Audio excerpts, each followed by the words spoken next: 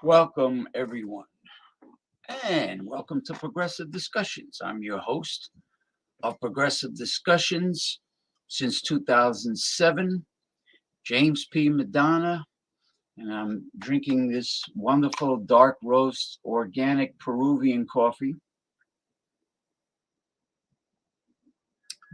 My last cup, and then after this, I will switch to some very nice chai tea with whole milk, organic whole milk and water combined.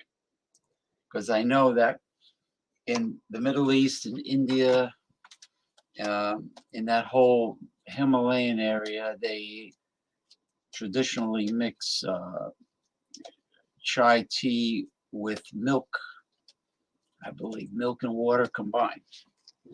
So anyway, as I do the show, you might hear a football game in the background. I am, I will be watching the Buffalo Cincinnati game, the playoff, which is starting, which has commenced 7-0, Cincinnati Bengals. I'm rooting for the Buffalo Bills. Let's see what happens. Of course, the New York Giants were absolutely pathetic and embarrassing. My team, I couldn't watch it. I just couldn't watch it. But I do congratulate the outstanding performance of the Philadelphia Eagles And I hope they go all the way to keep the Super Bowl in the northeast part of the United States. And they were absolutely incredibly impressive. I believe they defeated the Giants in every game this season. But they've always been a contender for a while now. And I wish them the best when they face the Dallas Cowboys. Okay. Now, the title of the show sounds comical, but it brings up a question in regards to the high price of eggs, supposedly, quote unquote, due to the avian flu, the bird flu, which has killed millions of egg laying hens in the United States as well as internationally. Now, with the United States egg farmers, I don't trust everything they say to be true because capitalism in the United States, whether it be retail or whatever, is very sleazy and shady, and they lie. They lie through their teeth as they're smiling at you with a big Cheshire cat grin. And I don't, there's a good possibility, I don't have proof, but my hunch tells me that they altered the numbers, or they could have very possibly altered the numbers so they can price gouge the American consumer over the long run. Okay, with the price of eggs, I've seen them do it during droughts in the past. You know, when the drought ended and all the reservoirs were overflowing with water, and there was no more drought. Well, guess what? They kept the price of produce the same. They kept it high. It's price gouging. It's legalized stealing and contempt for the consumer. So what I'm going to do is I'm going to start off the show with the Huevos el Scammo with a question mark at the end. And we'll see what we learn.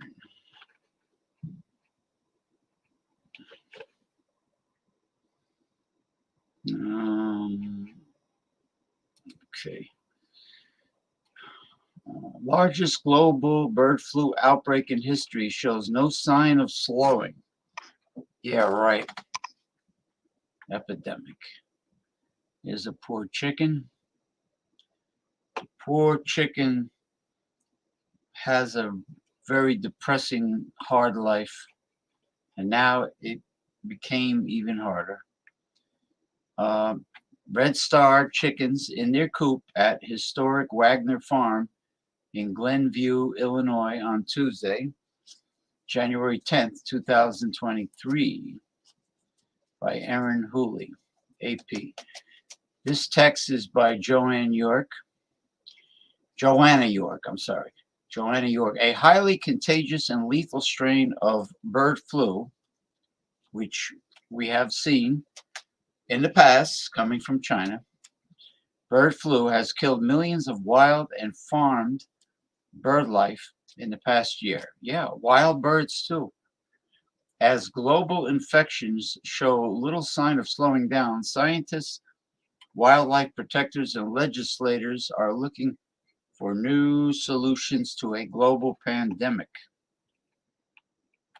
A lethal bird flu outbreak that has been circling the globe since 2021 peaked in Japan this week as an agriculture ministry official said on Tuesday the country plans to cull more than 10 million chickens at risk of exposure to the virus. Flu is a common annual illness among wild birds, yet the H5N1 strain now sweeping Japan is uniquely contagious and deadly.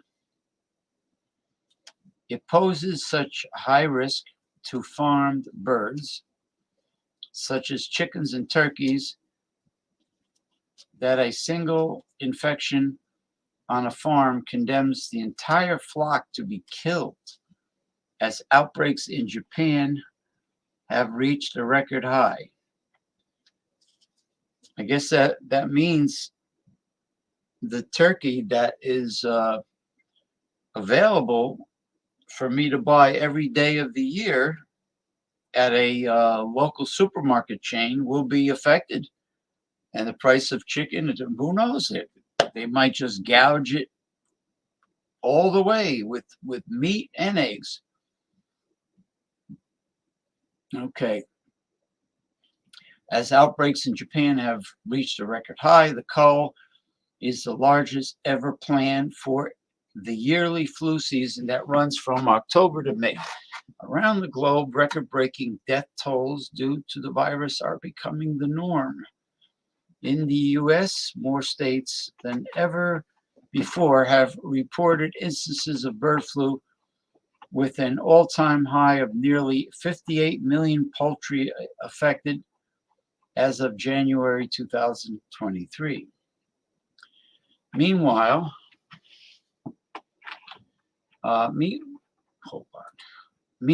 Europe is in the midst of its worst ever spat of bird flu infections, with 2,500 outbreaks on farms stretching across 37 countries from October 2021 to September 2022. This time in history, folks, seems to be like the era of global viral pandemics. It's like one after the other. Some 50 million birds have been culled across the continent, although the vast majority of poultry infections occurred in France. More than 12 months since the virus was first detected in late 2021, infections have remained consistently high and show little sign of slowing. In fact, they seem to be gathering pace. European data shows that in autumn 2022, the epidemic was more virulent than the same time the previous year, and the number of infected farms 35% higher. In terms of the numbers of birds, farms, and countries affected, the number of birds that have been killed, and the duration of the outbreak, the current pandemic is truly the largest we've seen in history, says Ian Brown, chair of the Joint World Organization for Animal Health and Food and Agriculture, or Organization of the UN Scientific Network on Animal Influenza. Oh, what a title this guy has, huh? Hold on. Before I continue, okay.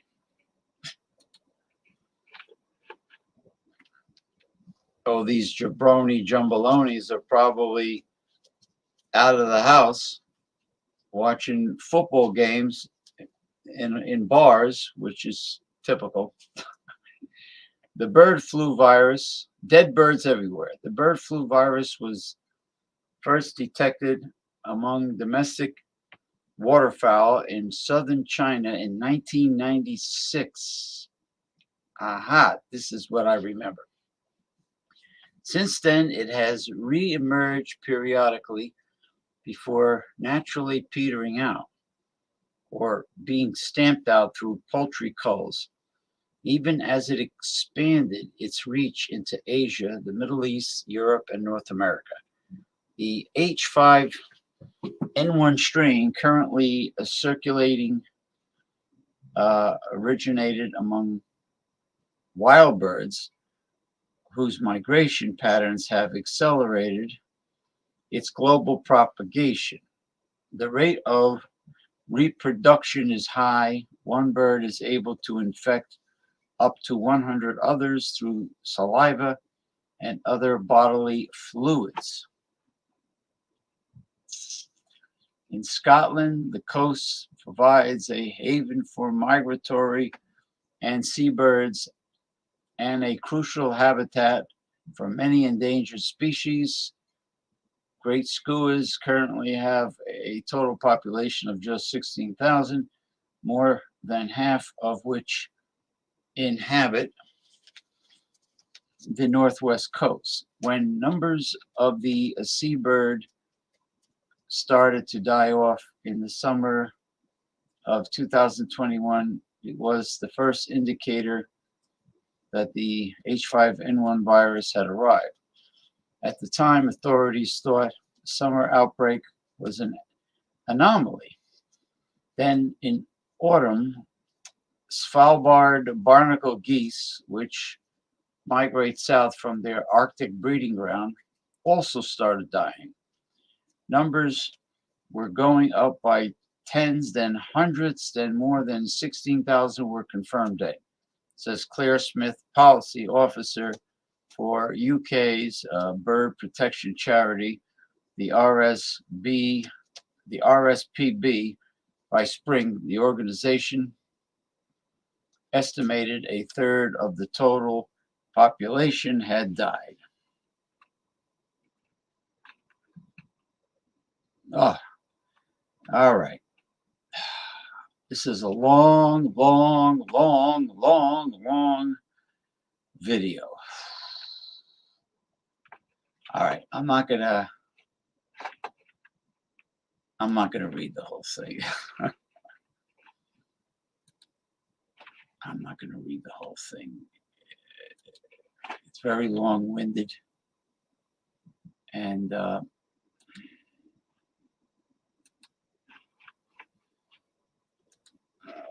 me go on to the next one, which gets to the consumer-oriented subject. CNN Business.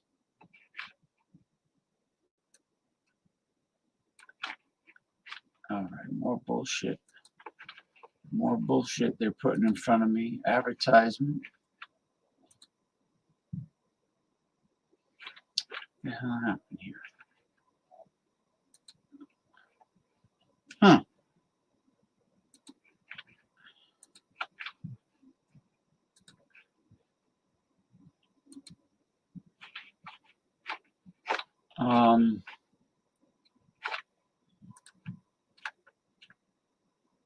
This is rather strange.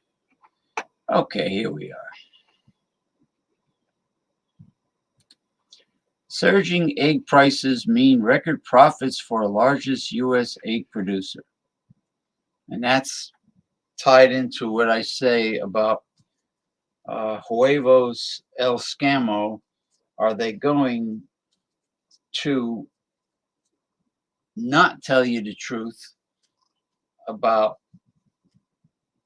how many egg-laying hens are still operational in the United States, and how long are they going to price gouge the consumer?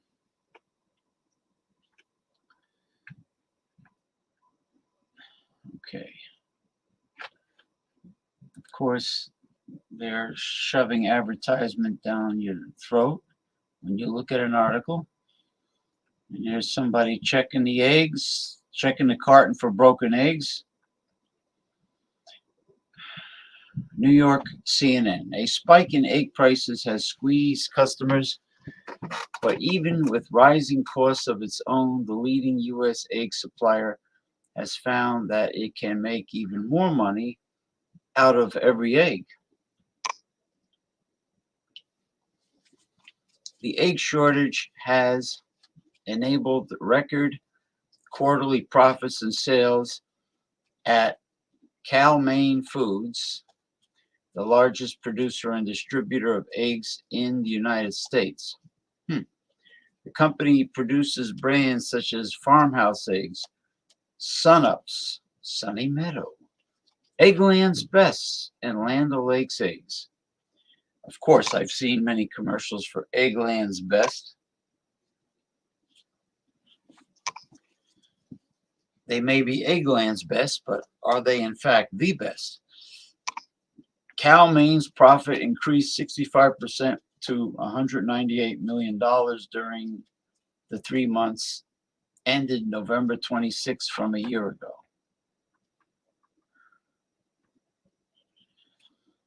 A supply shock triggered by the deadliest outbreak of a highly pathogenic avian influenza in United States history has driven up prices. Avian flu has killed more than 50 million birds in the United States since the start of 2022. According to the Centers for Disease Control and Prevention, there have been no positive tests of the avian flu at any Cal-Maine Foods facilities. Really? Really? Then why did I see a whopping price tag of $6 for a dozen jumbo eggs this week at the ShopRite supermarket? Huh? As a result, retail egg prices have increased more than any other item at the supermarket in recent months. Okay, well, you know what? I am going to induct Cal-Maine Foods into the Progressive Discussions Chiselers Hall of Shame. Shame on you, Cal-Maine Foods. As a result, retail egg prices have increased more than any other item at the supermarket in recent months, climbing 11.1% from November to December and 59.9% annually, according to the Bureau of Labor Statistics. And as supply remains tight and its profits surge, Cal-Maine says it expects the outbreak to continue to affect the overall supply of eggs this year. Really, Cal-Maine? Cal-Maine on December 28th reported record quarterly sales of $801.07. Oh, I'm sorry. Wait, $801.7 million, a 110% increase compared with the same quarter last year. Well, Big Agra, they have the same mentality as Big Pharma and Big Oil. Greed, evil greed of capitalism. The company said it was driven by record average conventional egg selling price to its retail customers.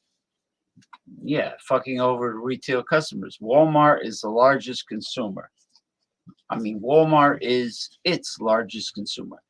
Cal-Maine's net average selling price per dozen conventional eggs for the quarter was $2.88, more than double from a year earlier, the company said. The company's selling prices for specialty eggs. Ooh, what happened here? The company's selling prices for specialty eggs, which include enhanced cage-free, organic, free-range, pasture-raised, and brown eggs, rose 24.9% during the quarter to $2.37 per dozen. The significantly higher selling prices, our enduring focus on cost control, and our ability to adapt to inflationary market pressures led to improved profitability overall. Max Bowman, Cal-Maine's finance chief, said in a statement, Cal-Maine's stock increased 47% last year, hitting record highs.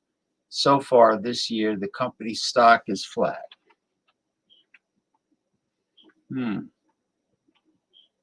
Oh, okay. That was a relatively short article. Let's see. Huh.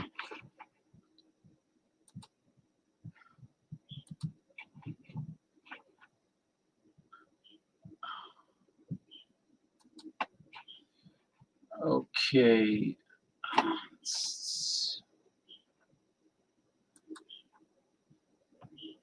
Oh, we have a different subject. This one is science related.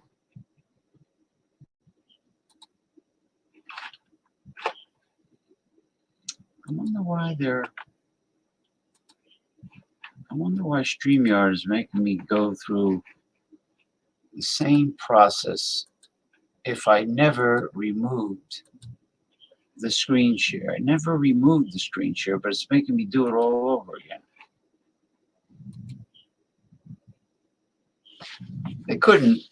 Their tech support couldn't help me with my biggest problem. Couldn't help me at all, which doesn't surprise me. Okay. All right. A breakthrough system can see through walls by using Wi-Fi routers. Interesting.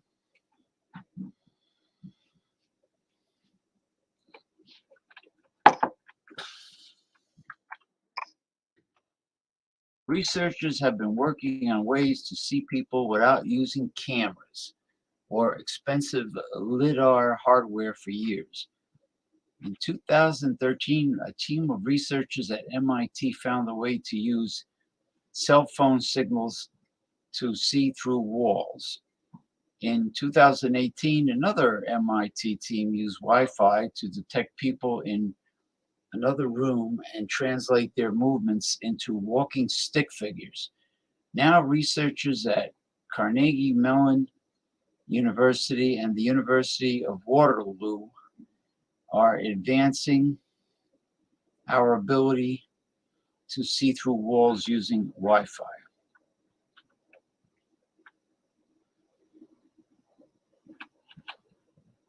Yeah, they're bombarding me with advertisements here.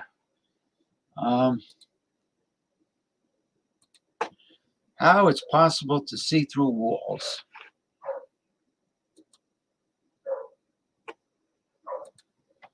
The researchers at Carnegie Mellon University have developed a new method for detecting three-dimensional shapes and movements of human bodies in a room. Using only Wi-Fi routers, the team used Dense Post, a system for mapping all of the pixels on the surface of a human body in a photo, which was developed by London-based researchers in Facebook's artificial intelligence team, AI.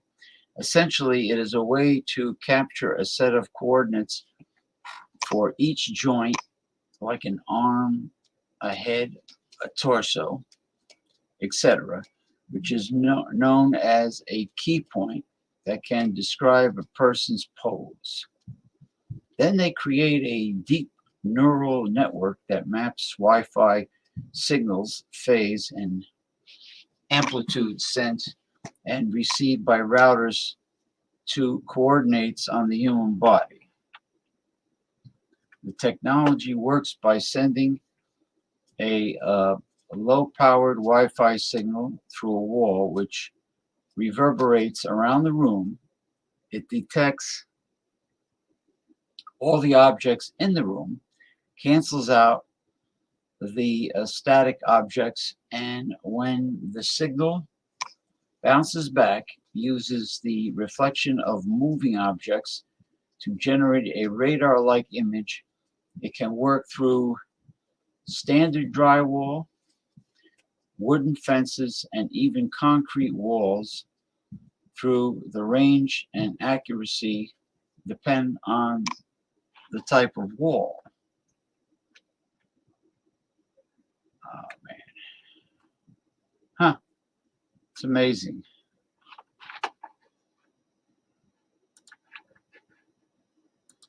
It is amazing. Hey, Mr. Thomas Metal 75, the drummer for the great heavy metal independent rock band Oxblood Forge. How were you doing this Sunday afternoon? Okay, get something to eat, and I'll send you the link.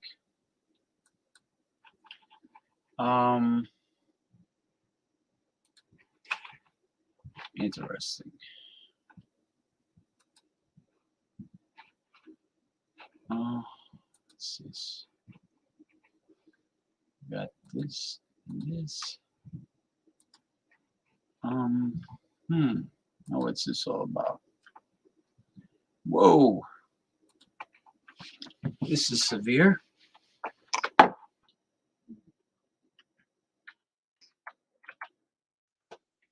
Yeah, my ass. Oh, man.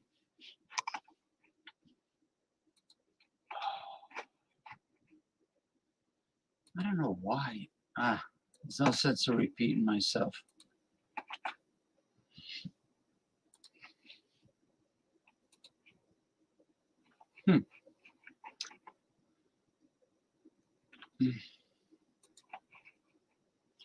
Okay, let me see if we're all set here. Gotcha. Strong El Nino could make 2024 the first year we pass 1.5 degrees Celsius of warming. Early modeling suggests the world's climate could shift to an El Nino pattern towards the end of 2023, which is likely to increase the global average temperature. And there is an example, I think, of a farm burnt out by drought, possibly in California. Oh, it's a corn farm in Malawi. Oh, that's Africa. Okay. Yeah, El Nino affects the world. A global shift to an El Nino climate pattern later this year could pave the way for the world to breach 1.5 degrees Celsius of warming for the first time in 2024, according to the United Kingdom Met Office. New modeling from the agency suggests the current 3-year La Nina phase will end in March, and this looks likely to be followed by an El Nino pattern later this year. Well, as long as these politicians do not take climate change seriously, because big oil and other powers that be are giving them the typical astronomical campaign contributions, if they give up on corruption and save the planet, okay, then this won't be an issue. La Nina, El Nino. It's horrible. Okay. ah, this is about Elon Musk orchestrates takedown of the most powerful club in the world. I don't even know if it's worth reading. The shenanigans of Elon Musk.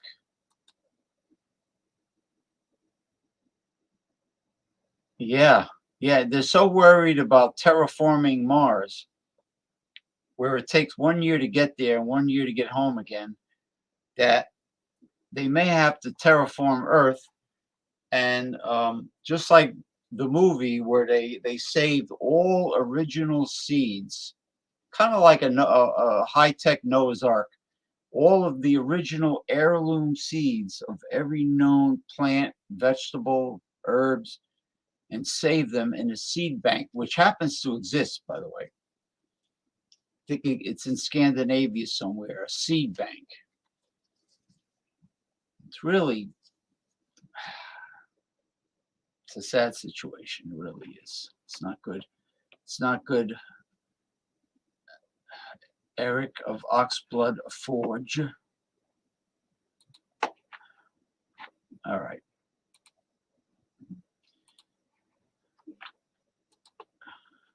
Oh, really? Okay. Okay. Oh, I sent you that link because the Wii company, it's very well known for ordering Asian food online. Uh, the app, and you're able to get many things that you don't see in your market. But I'm very happy you can find fresh ramen at the Wegmans, right? Wegmans store.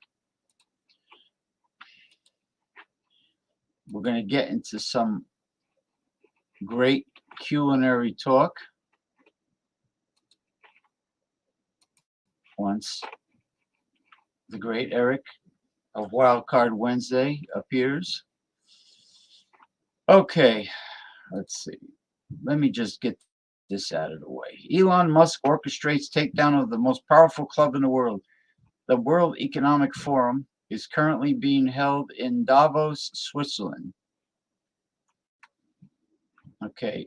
Elon Musk wants to replay the biblical fight between David and Goliath. In this case, he is David, the underdog who takes on the huge and giant favorite Goliath, played here by the World Economic Forum.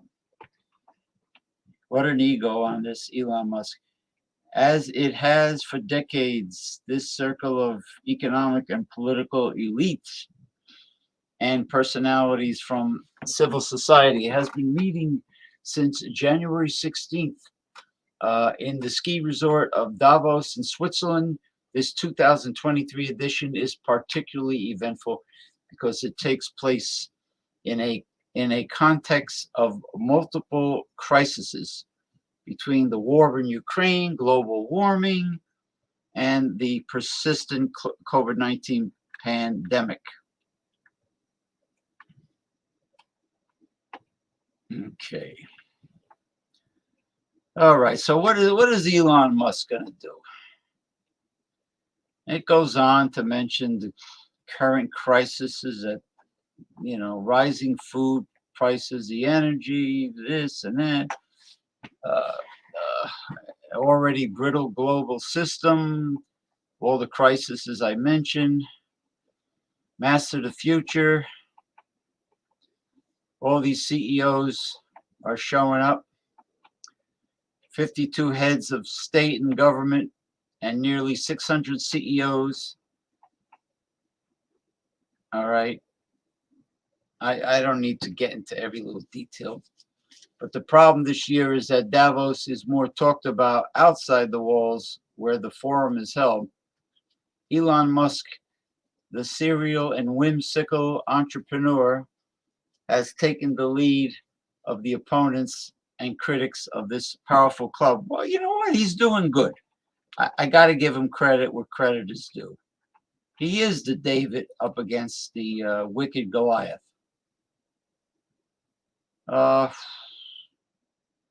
the Techno King.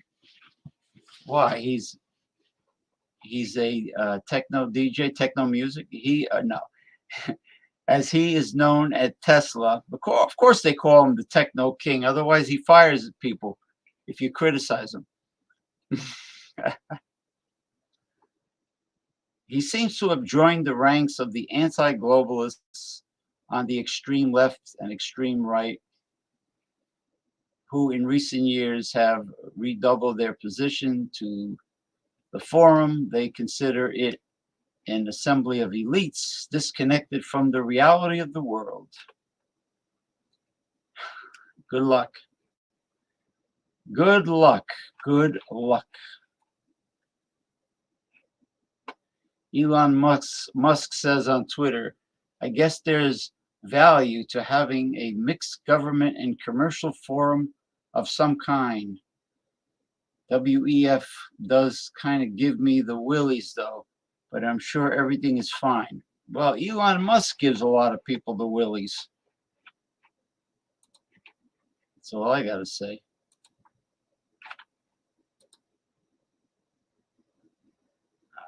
All right. You give a lot of people the willies, Elon.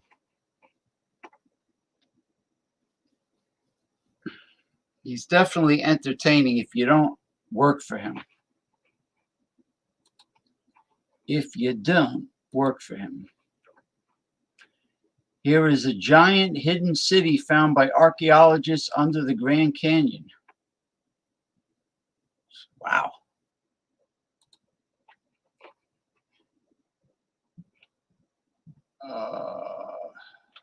Interesting.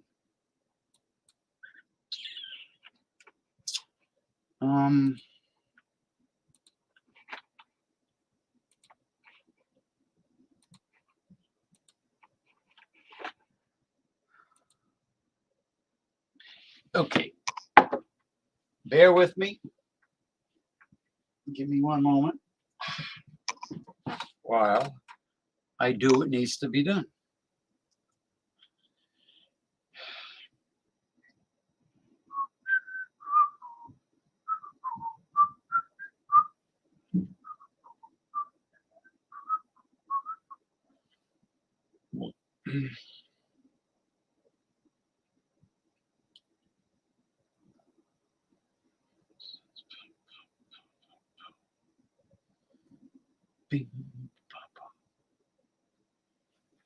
I will be with you. Bear with me.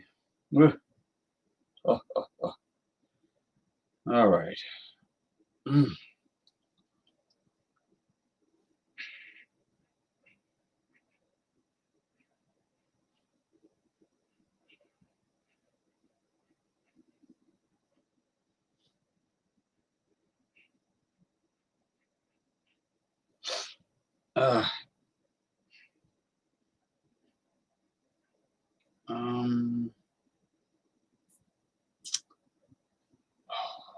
What's his name again?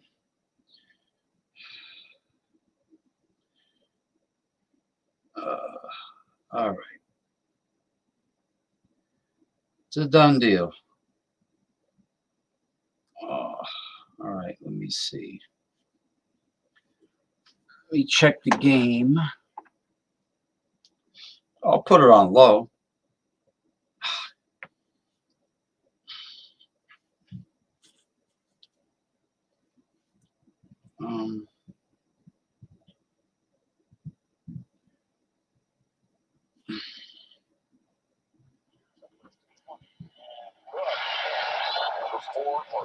This drive has now reached 5 minutes long. Oh, it's snowing. It's snowing in Buffalo. All right. Old-fashioned, old-school football. It's snowing heavy. I love it. Watch those players sliding around. Oh. All right, let me see what we got here.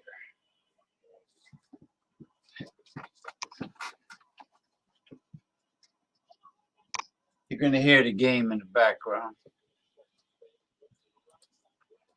Giant Giant hidden city found by archaeologists under the Grand Canyon. A mystery. Really? This is a mystery. And there's a photo of the Grand Canyon. An excavated hidden city. If you can see it. Huh.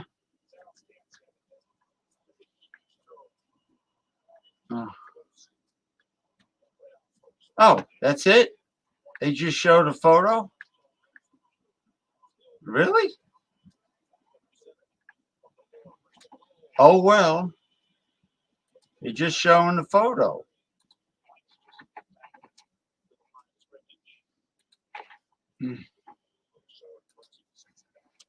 Line of scrimmage, huh? Now, this one is how artificial intelligence found the words to kill cancer cells. Now, there's tremendous potential for artificial intelligence. Science Tech Daily. That's this is the last.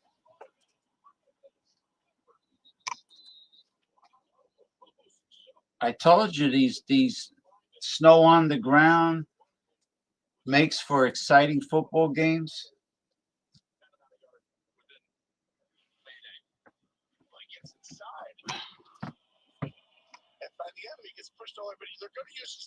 There you go.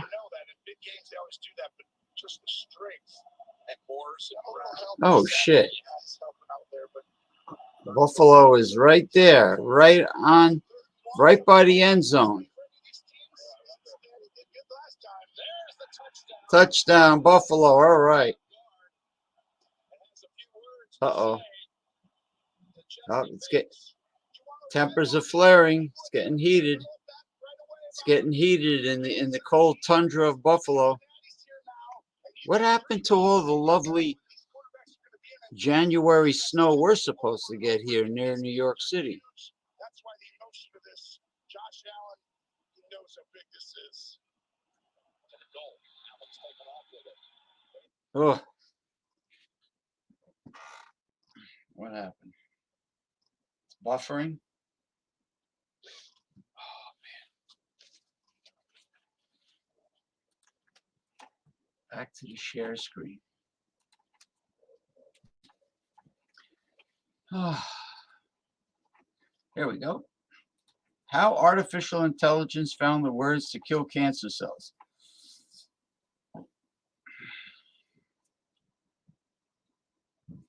Cancer is a disease characterized by the abnormal growth and division of cells in the body. Tumors can affect any part of the body and can be benign, non-cancerous, or malignant, cancerous, spreading to other parts of the body through the bloodstream or lymph system. Huh. I heard a pop because that means we have a guest. Yes, we Cheers. do. What's going on, everybody? We have a guest. How you doing there, Thomas Metal going? 75? Your goatee is getting very robust. And mustache and goatee. You look like you trimmed it. I like when Ronald Terrio's beard was starting to get straggly. You know, he had that mountain man look to him. The mountain man look, yo. Mountain man. All right. All right. Let's see. Let's get a bird's eye view. You want a bird's eye view of not very gourmet looking food? That happens to be Thomas Metal 75's authentic Japanese noodle bowl. That thing is, I like that thing. I put in the dishwasher. It works well. It works very well. Real ceramic, really. Yeah, really hard, durable, heavy duty ceramic. Oh, I could. It's probably fired to a very high temperature to make them. Ooh. And you're supposed to stick the chopsticks in there like that. Chopsticks, yeah. Yeah, I could wash that with no problem. You know, I wouldn't want to, unless your dishwasher's full. Yeah. Boom. So you do that. Look at that. Look at that. Look at that. Cool. Well, this is a crazy concoction I found on the internet. You add mayonnaise. Whoa.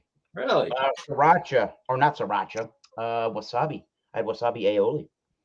Garlic, grated garlic, Mm-hmm. and an egg.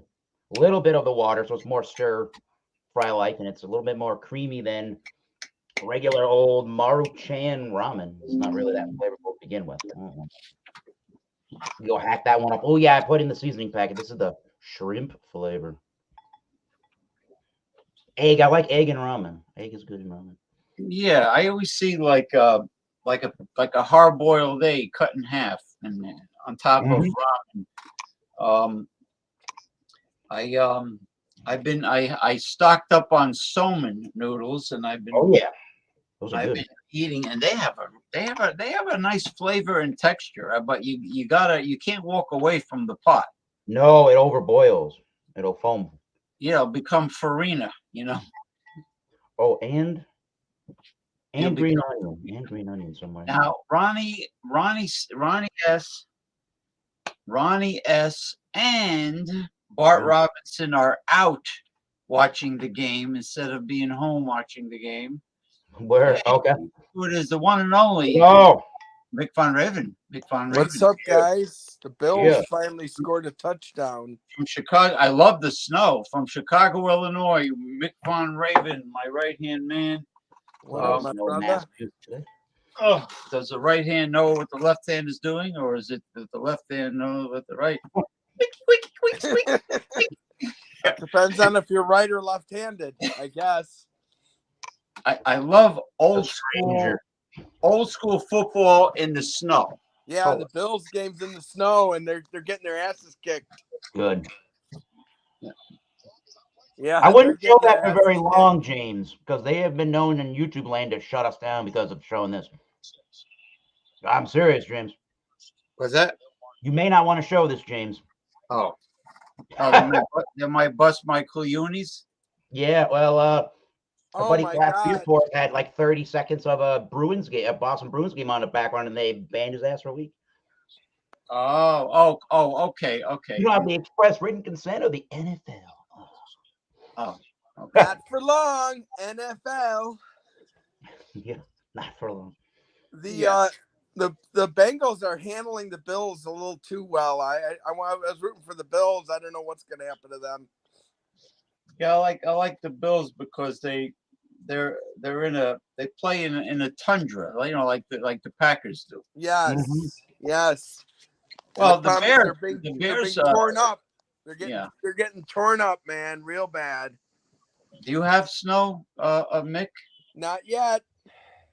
Snow is coming. Oh, you I can bought barely see it. electric snow shovel, so of course we don't have snow. But... I haven't even put it together yet.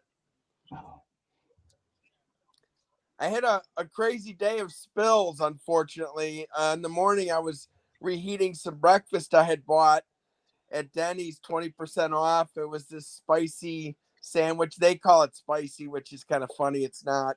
And I spilled a thing of hot jalapenos, and the juices went everywhere, and I was eating at the same time. And then I repeated it at lunch when I was shaking up hot sauce, and the lid came off.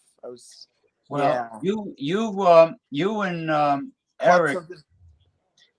Eric, have a couple things in common. One is real heavy metal rock. Hell yeah. And two, hot sauce. Oh, I like hot. Heathen and Vicious Rumors are touring together. That's cool. Yeah. Hell yeah. Coming soon, March. On hot sauces, I have a Chula. It's a garlic something that's really good.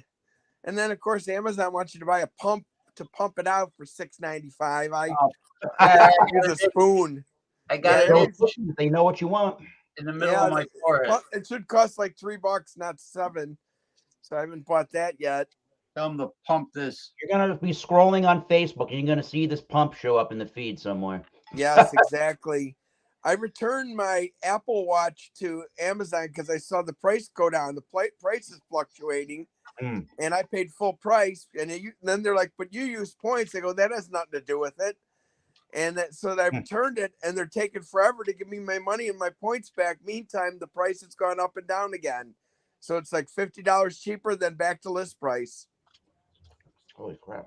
You know, we're on social media. If I see a bombardment of commercials of a product that I find very intriguing, You can thank Google for that. okay, right, but I don't buy it. I don't pay the higher price off of social media. I go to Amazon and I look it up over there. Yeah. And I often find it like they were advertising these folding titanium reading glasses that folds Yes. into a little. Guess what? I paid much less on Amazon. I have them over here. They're great. Good. Well, have you used Capital One Shopping where they look for better prices for you? Try that. It's on your you add it to your browser, and it tells you if they can find a cheaper price than Capital Amazon. One. Yeah, there's Capital One. There's one called Honey as well, a browser extension for finding coupons. That's what it does, is it locates coupon codes. Now is Capital One like an app that you get it through Chrome, or do you have to Yeah, go to you can add it on Chrome. It's yes, Capital One Shopping. You search on a Google search engine, you'll find it. Okay. Yep. I'll go to Google Play Store on my phone, and I'll see if I can find the app. There you go. So it's like Travel Zoo. Their job is to find the lowest rate of what you want to, like, let's say you want to go to an all-inclusive 5-star resort in wherever, and Travel Zoo will locate the best price. You know, hey Ronnie, you with the little woman? Because if you're with the guys, you could still come on the show and watch the game. Did you do walking Did down. you do a lunar moon thing last night, Jimmy? No, it said you were gonna. Oh wait, say that again. Did you do a lunar moon celebration show? No, I didn't. I did. Somehow it claimed you were gonna, or some BS. No, Yeah, it's scheduled. No, I might as well say it now. You just reminded me. No, I didn't, because I wanted to watch the Giants, and it was so pathetic and so depressing. I was all for that score. I loathe the Giants. They So were it worked destroyed. out well for me. Yep. You know they lost Bills. every game against the Eagles this year. Giants. Yeah, the Bills are about to give the Natties another score. I'm kind of throwing up in my mouth watching this game. I thought the Bills were strong, but they look very weak right now. Well, they were strong last week. Yeah, now they're just They like, dominated last week. it's like I don't know. It doesn't look like they're going to win this game, and it's only the first half. Just saying. Remember Cincinnati had that player, Icky Woods. He used to do like a dance. That's when they weren't very good. Icky. Yeah, his name was Icky. Yeah, Icky, Sticky, Dicky. Yes, Icky, Sticky, Dicky. Yes, just ask Nikki. You know what? I wonder if there's any updating on the Iran Jeremy situation. He's in jail, isn't he? Yeah, Well, he's lost his faculties, unfortunately for him. He's supposedly, he's not fit to stand trial. He's mentally. Was he ever really fit? That guy was a huge man. No, I mean mentally fit. He's supposed to be mentally challenged. He can't stand trial. Holy crap! For sexually assaulting like 1,001 women. 1,001. Not quite. I don't know. Holy crap! Wow.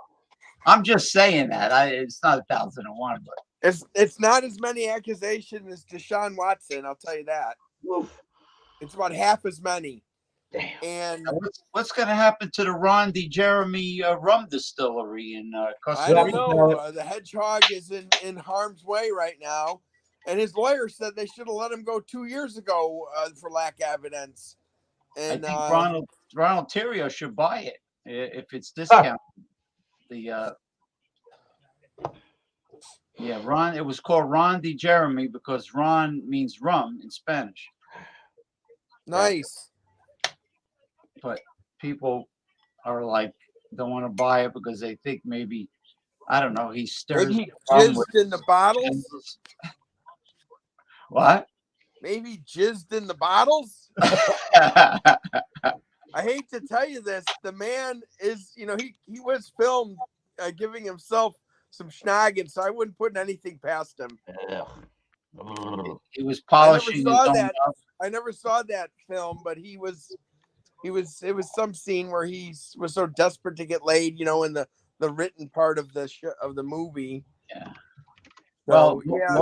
Lawrence Fishburne is very embarrassed because his daughter is a porno Oh. star. Lawrence Oh Fishburne. wow, he must be so proud.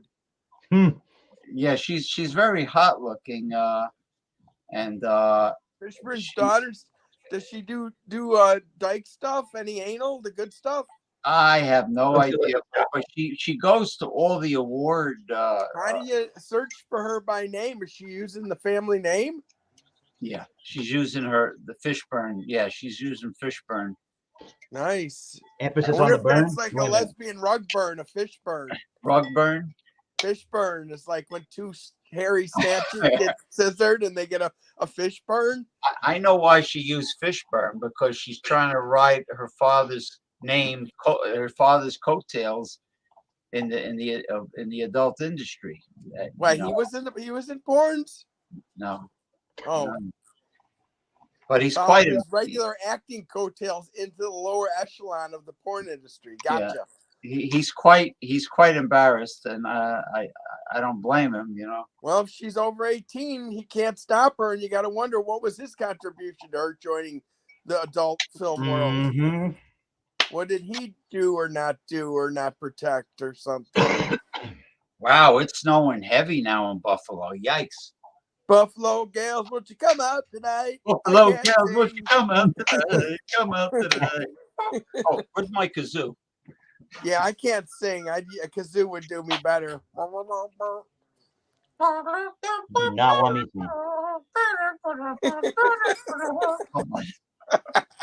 Oh man, you're out of control. Remember what Michael Hilton says? You're out. Well, yeah, because I wouldn't talk about tweed or. No, he wanted to talk about his new charcoal gray sports jacket, and you wanted to talk about women. About women, and he says you're way out of control. Well, I had to talk about what my interests are.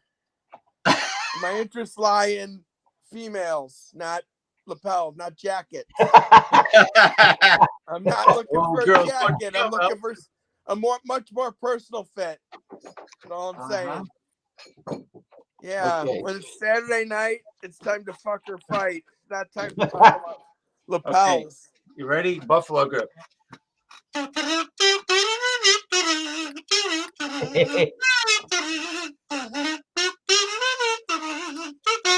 Oh shit, I'm out of control. Ron Jeremy. Lost control. What? Lots of control. You That's guys a song are by out Van of Halen. control. Van Halen, one of their more vocally well-written mantras. Loss of control was the whole gist of the song. Hey, For did the women Bengals and get another children. touchdown? All right. Oh. Yeah, why not? They're the giving type. They say, hey, have a touchdown or two on us. We'll catch up, maybe. I don't think so, though. Touchdown, Bengals. He slid Yep. right across into the end zone. Eric, you ever use these? These are pretty good. Fisherman's Friend cough lozenges. No. I think he might be out of bounds. He might have lost control of the ball. If Buffalo fans are lucky. Buffalo fans. Buffalo Sands won't you come out tonight. Come out tonight. Where is Western Omelet, Michael? Western omelet. Little, Where- you like the dating game, Herb Alpert, T1 Brass? Yeah, that's good stuff. So where is he? Is he at the haberdashery?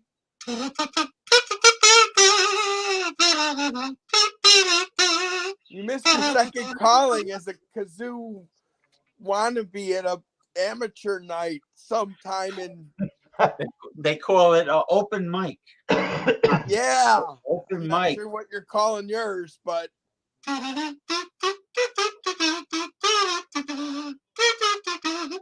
Anyway, I have a kazoo somewhere, but I don't think I'm gonna go get it. I you think don't one want kazoo is enough. You don't want to start. You don't want to start an orchestra. I think one canoe is enough. Do you Okay. canoe? Kazoo, not canoe. Do you remember that Cologne?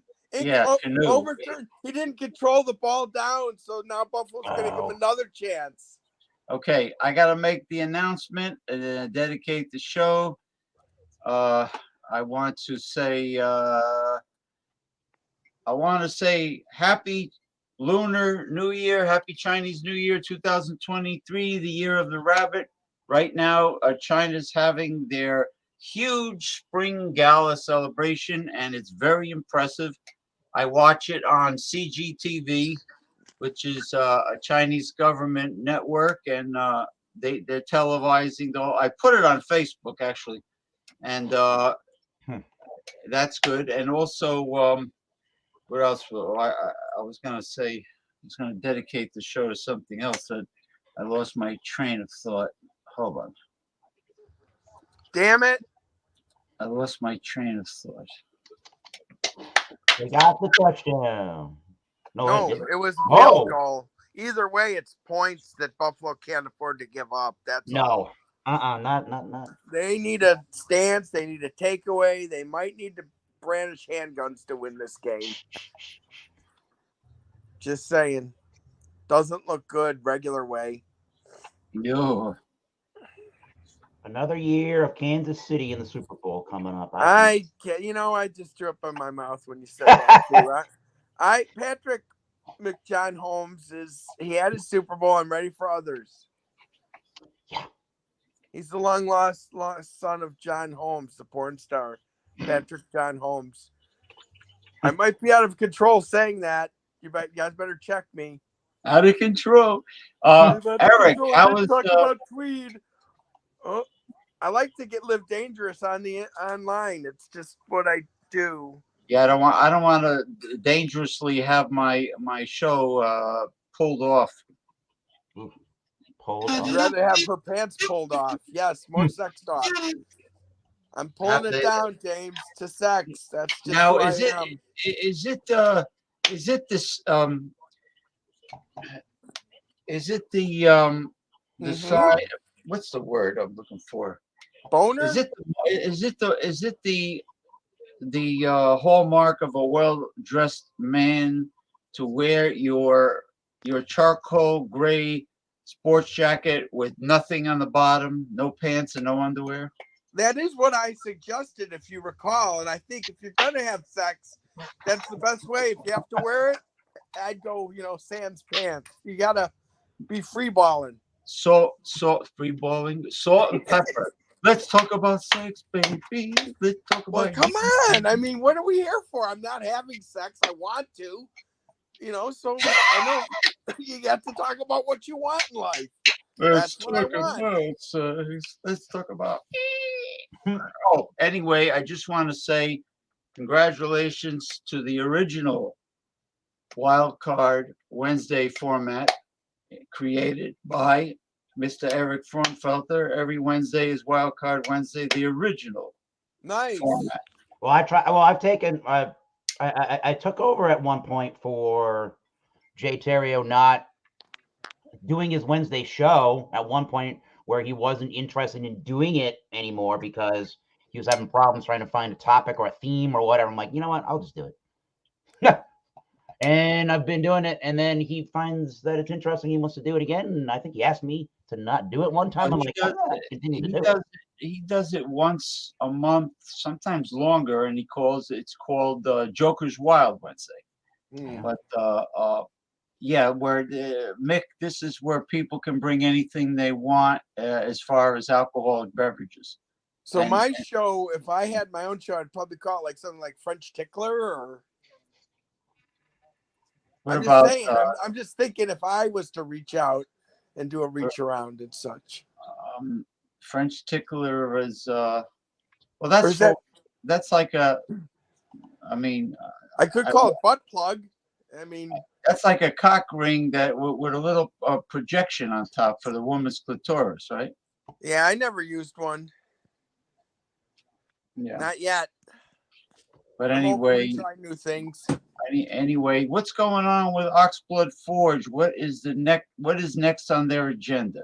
We got a show this coming Thursday in the beautiful city of Allston, Massachusetts, inside of the Boston city limits. So your gig is in you said Alston? Yes, at O'Brien's in Allston. Oh, Well, yeah. check it out if you're in the area, anybody. Yeah, in the I Boston. love Irish pubs because you get really reasonable good food there. Well, I don't think it's an actual Irish restaurant. I actually never been to this place, so Yeah. or Well, this- I mean, even if they sell burgers and steak fries, whatever, the wide French fries. yeah, we'll see what it's like. Yeah, that's the next one. We got a couple of shows in April. We're going back up to play in Portland, Maine, with some good friends in the band Conclave from Worcester, Massachusetts. So that should be fun. We had a good Cool. turnout last time we played in Portland, Maine, and I don't know how much money we made, but we sold a lot of merchandise, so that was good. What kind of music is Oxblood Forge? Is that power I metal like or it's like if you like Iron Maiden, if you like Black Sabbath, if you like Doom, you probably would like Oxford Forge. and do you guys have any releases? We do, yeah. So anywhere you want to buy or stream music online, we have a Bandcamp account. I can put that in the chat. You can check it out. Yeah, we're gonna try to release some new material in 2023. We already have it recorded, mixed, and mastered. And Do you have a CD out at all? Doing. Any CDs out yet?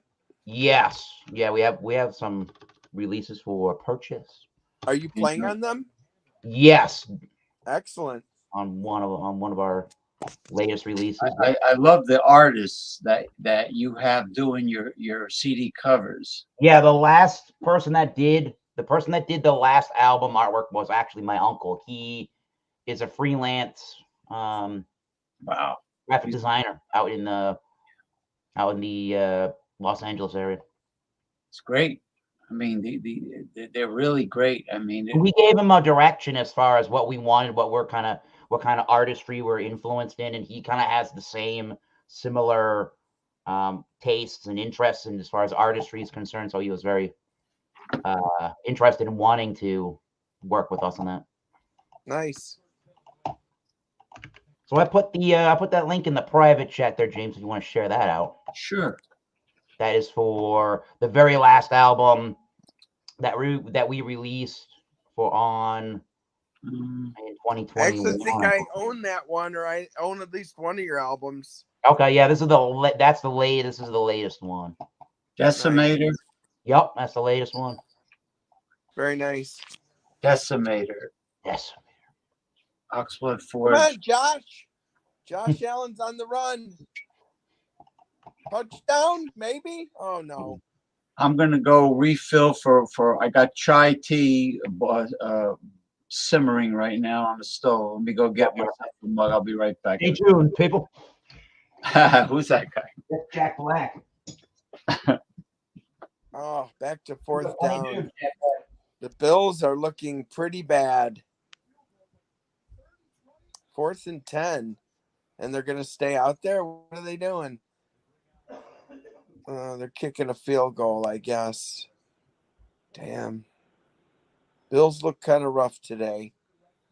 Thought the snow would help them win this game. Da, da, da, da, da, da, da. Trying to do the game show music in between chats here. Excuse me. That's Oh, they're punting. They're not kicking a field goal. Oh, bummer. ah, Oh, God, this is rough. It's a rough game. Hapless Bills are getting pummeled. yeah, and they're playing. They got the home field advantage, and they're Yeah, so far it looks like it's not working for them. I don't know. they did such a great job last week. Not tonight. Today, or whatever I'm trying to say. The Cowboys are all set to blow it tonight. They usually do. I'm kind of rooting for him. Just I wanted to see how far Dak could go, and the Niners are a complete team, but they are using a rookie at quarterback. He's had no mistakes. I think he's bound to make at least one. You know. Oh, Dallas is playing the Niners tonight. Yes, yes. They said it's like the 9th time or something. That's a lot in the playoffs. Oh man, I was traumatized by those spills today. 2 of them, and the worst part is you're eating, so you have to just keep eating and then clean them up when you're done eating because the food's hot. So that was a big hassle. And I've been watching Yeah. some interesting shows on streaming them. One was White Lotus. It's pretty interesting. And then I have a new one called Mayor of Kingston. It's pretty graphic. It's from the same creator that did Yellowstone. Forget his name, Toby or something. And it's got Jeremy Renner in it, the gentleman that broke 30 bones trying to stop his vehicle from driving away his snowplow or whatever it was. Cat. Oh, boy. Snow cat. So anyway, Chinese New Year, it makes it slow at work for me because Chinese imports don't happen. Oh, you deal with a lot of Chinese imports. Oh yeah. What do you mean? Everything we have around us is made in China. Yeah, Of course you're we right. do. Every Everything single thing. you Yeah. name it, it's made in China. Yes, sir. Even the kazoo, I bet, is made in Yeah, China. I'm sure. This phone, I'm sure, was assembled in China. It's designed elsewhere and then assembled in China, I believe, don't you think? Yeah, remember the story about Foxconn in China where they assembled iPhones and iPads and the people had to wear diapers because they weren't allowed to go on break Oh my God. and That's crazy. they had to live in these like this community on company property where where they had to they had Isn't to that called slave labor? yeah they had the people living with roommates that worked for Foxconn. They were all like, it's Oh my horrible. God. It's really, They had a place I mentioned before, Pullmans. They used to make luxury rail cars, and the Pullmans had a community. Now it's a neighborhood, but you worked for the Pullmans, and next thing you know, everything you owed, owned to them, and all your pay would go to pay for your goods and everything. They had a racket going. yeah, you were telling me Chicago. about that. Yeah, the That's like, Pullman cars. that's And slave labor. You might as well call it. exactly same thing, except no diapers. You just yeah, it's not good. So you'd get special company money to buy from the company store that didn't work anywhere but there. So your whole check would end up going back to the company. So are you drinking straight up tea, or you have a hot toddy, or what are you doing? Did you put any No, whiskey in it's, it? I don't have any booze in the house. It's chai tea with, Why? Wait a minute. Say that again. You said you don't have any booze in the house? Sounds like an emergency. You better get out and get some booze. it's chai What's the tea with milk, what's whole milk well? and, What's the deal on that? No booze? Is that on purpose? I have tons of booze here. I don't drink it all, but I have lots of it. I have a whole bar area with lots of bottles. oh, so you could probably do reviews. Can you see my bottles? Yeah, you have quite a collection there. Yeah, and then I have this bourbon collection over here. It's hard to see. I got a lot of toys blocking it, but I have a bourbon collection here. Where's the bourbon? It's the the Knob Creek and all those Oh, Jim Beam those ones, those micro brewed. try Heaven Hill. Try Heaven Hill bourbon. It's really, it's good quality for $12 a bottle. I also like Wild Turkey 101. That's a good bourbon. They have one called Rare Breed that's really good, and another one. I used to get these two different bourbons. They had these two different really high end bourbons that were expensive. Rare Breed and another one, I like the. Anniversary something. That was the good stuff.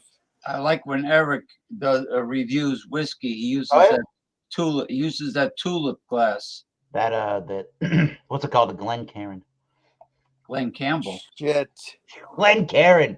Oh, Glenn Campbell. Cincinnati's The trying glass to one. get points before The the half. Glencairn glass. Yes. Yeah, it's tulip shaped, like a Cincinnati's butter. trying to kick a field goal before they have to go up 20-7. God, this is just not a good game. Very. Kind of like you Giants fans yesterday. Not a good game for you guys at all. Yeah, but you know what? I expected it. I expected the Eagles to win because they lost every game against the Eagles this So year. James, back to this no liquor. Is it a personal choice? No, well, it's Or you just run out? I don't know. I'm just trying to.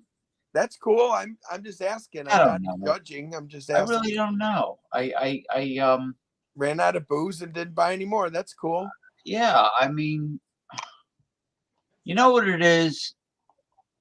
I don't have wheels anymore, so I have to order through Drizzly, and if I That's order expensive, right? Oh yeah. to Drizzly, they got the delivery fee and this fee and the tip and So that. you and had a car and you got rid of it? No, I was in a flood and the water got in the engine and Of a vehicle? yeah, my car, the water, Yeah, I said you had a car. a car, yeah, a motor So the vehicle. insurance didn't pay for that? No, they wanted to give me what they wanted to give me was not going to cover a replacement. They wanted to give you the high hard one, is what they wanted to give you. Yeah, in other words, the replacement that based on the money they wanted to give me would have been a severe downgrade. What type of vehicle was it? It was a Ford Taurus. They don't even make that anymore. I don't think. That's good then. Everything. Good that it's out of its misery. Fix or repair daily. No.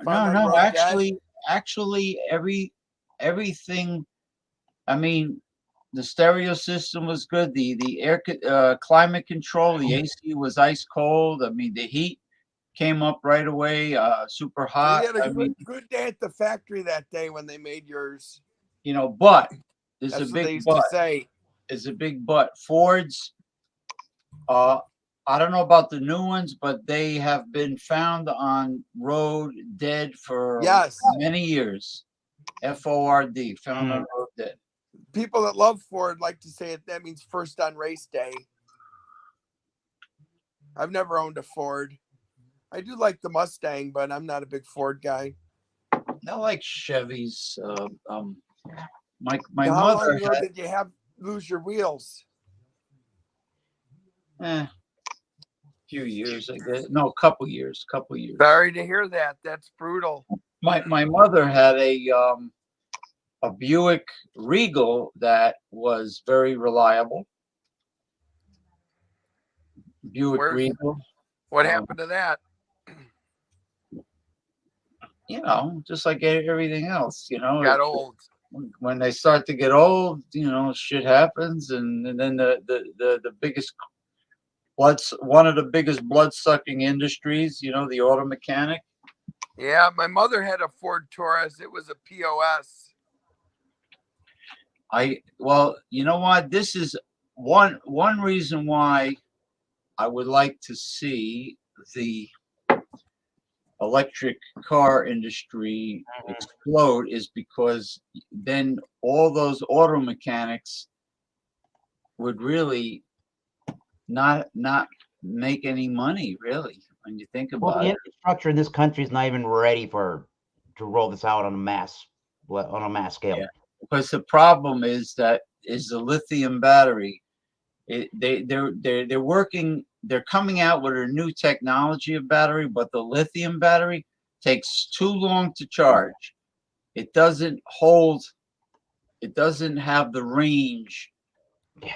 that is adequate. 200-300 miles. That's the most you can get out of a lithium battery. But it takes like an hour to charge 100%.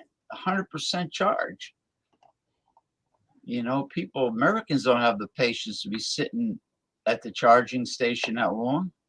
Yeah, I'm not buying an electric car till they fix all that, and then I'll Yeah. possibly consider it. Yeah. Yeah, I'm just transferring the link that Eric posted. So yeah, that's the reason why. I mean, there's no way I'm going to be at a charging station for an hour, or let's say it's half empty. The battery I got, that's still a half hour. So what's the alternative? What's the alternative? You got to carry around spare batteries and just put a new one in and charge them wherever you are before you leave on your trip or whatever.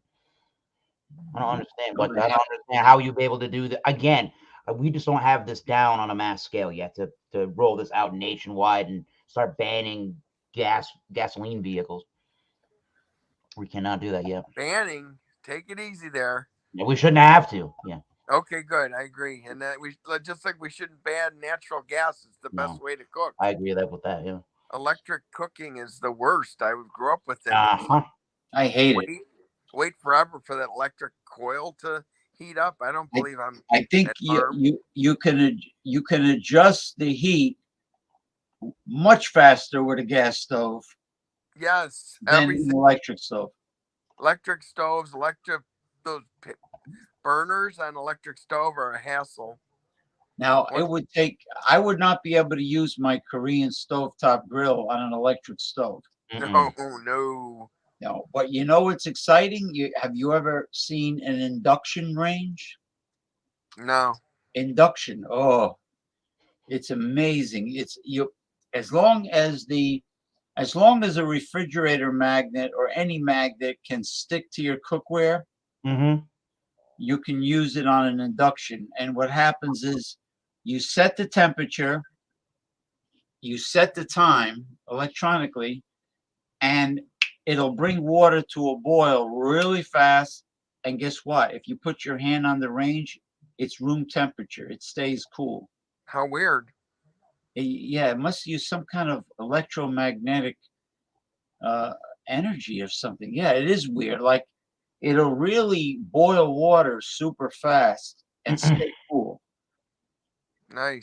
And you could buy them now. They have them on Amazon. Interesting. What about cooking in the oven? Does different taste, different flavor, different speed? What? Well, I don't. Induction is strictly for pots and pans. Right. It's not like what my sister bought a new stove from Samsung. It does everything. It makes beef jerky. It has convection. That's how she did the turkey for Thanksgiving. The breast was like really super moist. Oh yeah. That's good. That's rare. It's hard Convection, to get that. yeah, and the jerky part is exciting because let's say you want to get, like, let's say they have a sale on some meat that's not as cheap, like London broil or something like that. You take it, you take a lot of it, you cut it in strips, you marinate it, and after you marinate it, you make jerky with it. Wow, London broiled jerky that's a high-end jerky. Is it? Sounds like it. High-end meat. I used 93% lean, like ground beef, and I have this gun, and it makes it into sticks. It's real tender. Yeah. Well, you could do a lot of work though. I did teriyaki with London broiled kikkoman teriyaki sauce. Nice. Rice wine vinegar, and what do you call it? And dark Japanese sesame. sesame oil, Wow, nice. kadoya. It's like dark brown sesame oil, and the teriyaki already has the soy sauce and ginger and garlic flavor Nice. in it. You know, if you get a kikkoman, What and about then Worcestershire sauce? Do you throw you any of that in? Lee and Perrins. Oh, sure, Yeah. I love that. Yeah. That's good, yeah. Yeah, you can marinate it, but you know you have to marinate it for a while because London broil has no marbling of fat. It's Yeah, Right. it's gonna take a while. very lean, Yeah. which means shoe leather if you don't marinate. Yeah. Well, that's why I use this gun and I use the ground beef. You never have that with those ground beef sticks. They're real tender. I like them a lot better than full pieces of meat A when I ground make it. beef. You know, show me what this. If you have the company that makes them, what are they called in the industry? I want to see this stick. Oh, well, I just make it. I don't think anyone's selling what I'm doing. Mine's a homemade job. It's then Wax in paper? the industry they make them all official with the skin and all that. I don't do that. Where do you put it on wax paper and you roll it? No, I got a gun. I mix up the cure and the jerky, and then I put them in this gun, and it's a dual end, and I spit out two things, and then two more, and then my secret ingredient is I take what you would call it, a barbecue sauce, real good barbecue I sauce, hope and you. marinate them. I hope That's the you're real not hassle. using. I hope you're not using the gun for the window putty Ugh. Well, it's to a do dual this. flavor. I mean, and plus it really sticks to your teeth when you use the putty. That was Any his main putty. boyfriend, David Putty on Seinfeld. Putty. So it's a specific jerky gun made for this kind of thing, and it's quite good. Oh, Buffalo's down by 10 at halftime. Oh, They better bust out some whipping sticks and get busy in the second half. You got to stop them from scoring and score a couple of touchdowns. That's why all. is all you gentlemen out there who are watching the game in a pub, if you're with your male friends, you could still participate on the show. Bart Robinson says he'll be able to stop in every once in a while, but if you're with dudes, I mean, you don't have to crawl up each other's ass. I mean, No. like a married man, or a guy with a girlfriend. If you don't give the woman your undivided attention, they start complaining. Which is quite annoying. I told everybody I enjoy my hobbies and interests. I have close friends, and that is it. It is what it is. Excuse me. Oh, it's a little gas.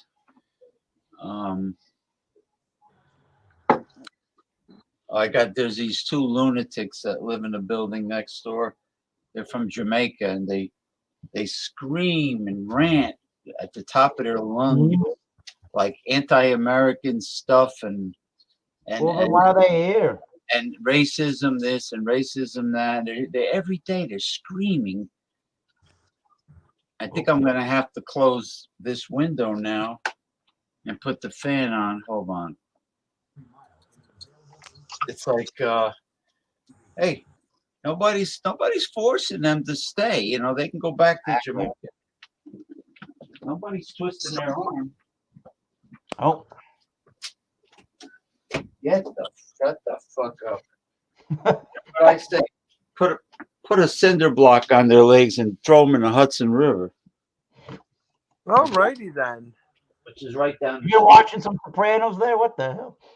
I had to shut the window because they're like, they go by the window and they scream. They're anti-American, hell? anti-white mumbo jumbo. It's kind of odd. Hmm. So Don't know. I got a nice turbo fan, which is very Anytime you see a fan with curved blades, always go with those fans, Okay. unless you're a musician and you have the groupie fans that They cause more heat than anything. what? They're more hot than anything. They're not fans. They don't blow cool air at you. You have Oxblood Forge people that follow the group. Hell no. We need more of those people. I mean, we do. I can't say no to that. Actually, no. There are people that are at like. You know why you know why I say this? When I used to hang out at this particular Irish pub, Mm-hmm. even Dingbats, the Yeah. place. Yeah, that's a great Oh, I've heard. Yeah. that's a great gig. Anyway, there were even cover bands at these. Even cover bands at these. If it's an established cover band, they have groupies that follow them around. Mm-hmm. And go to their website to see where they're going to be, and so if a cover band can have followers, then real talent, an indie band, Mm-hmm. should be able to have them. Oh yeah, I agree. Oh, you're muted, sir. Mr. Mick Von Raven, you're muted. You're muted. There you go. There Here you comes go. the second half kickoff to Buffalo. They always have attractive women on the sidelines with football. I'm not sure Yeah. if those women actually want those gigs or that's what they can get and they want to go into serious, newscasting. Yeah, it's too. I don't like industries that are too saturated, where there's like 1,001 people that Mm-hmm. want to take the job you're gunning for, and then you have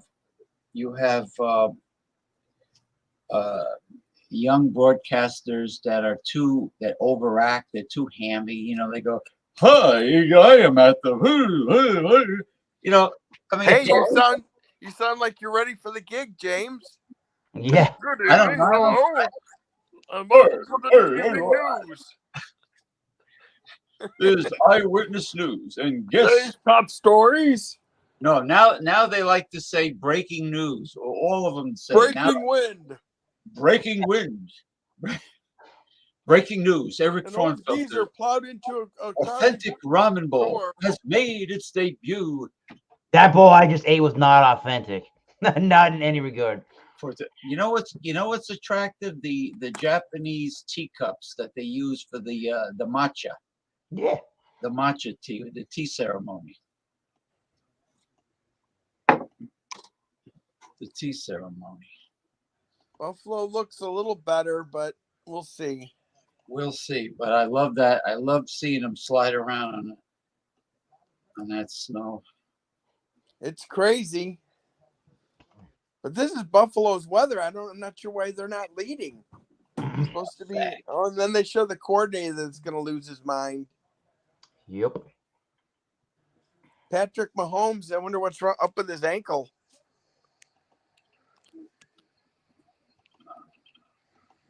He's gonna play. He's gonna play right through. Well, the they're going to regular put a wheel on there. They're going to put it in a wheel.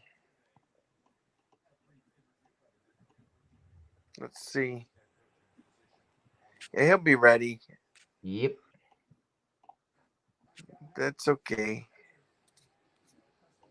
Yeah, well, at least they're only 10 points behind, right? Yep. Yeah.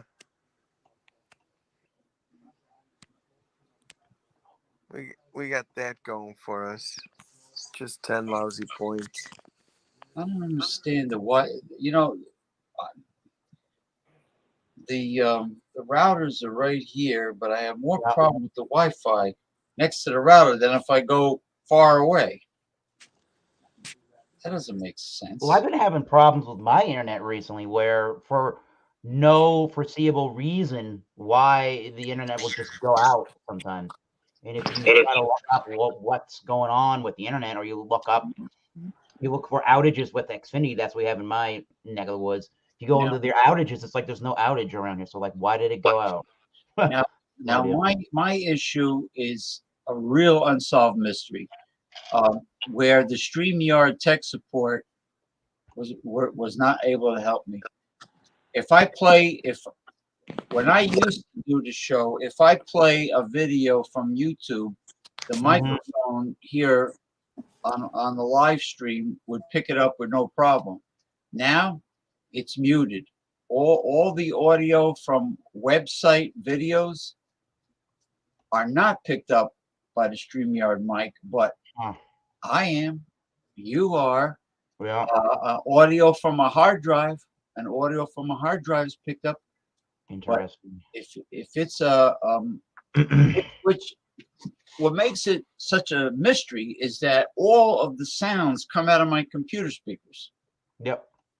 Right. So how would StreamYard's mic distinguish muting, decide what to mute and what not? One thing you have the ability to do in the settings in StreamYard is you click on that settings button at the bottom of your screen. You go to audio, and there's a couple of different boxes you can check off. There's echo cancellation, automatically adjust mic volume.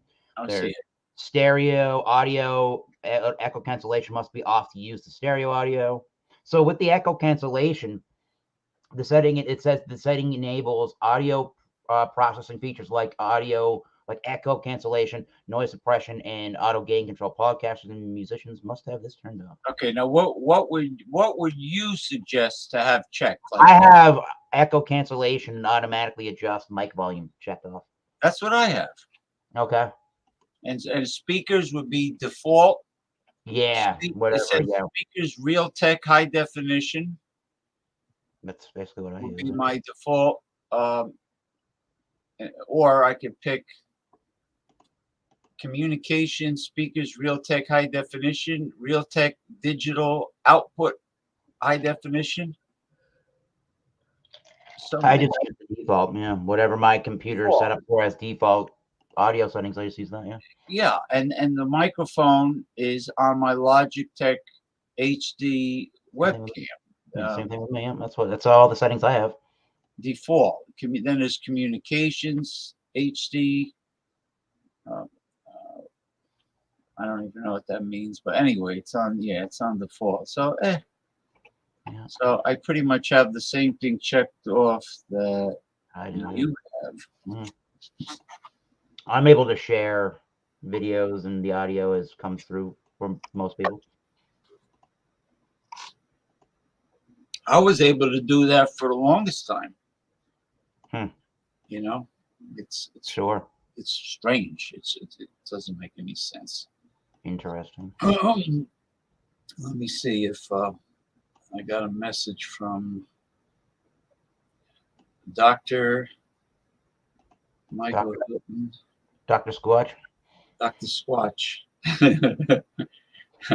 That's the new ad campaign that rolls around on all the YouTube videos before they start. It's Dr. Squatch. Well, you know, my brother-in-law for Christmas gave me a whole variety pack of Dr. Squatch. Oh, jeez. Speak of the devil there, yeah. So I says, do I have a body odor problem that you always giving me these nice natural soaps? I get it every year, Dr. Squatch. So he says, no. I says, well, they do taste so good. I want to bite it. Good?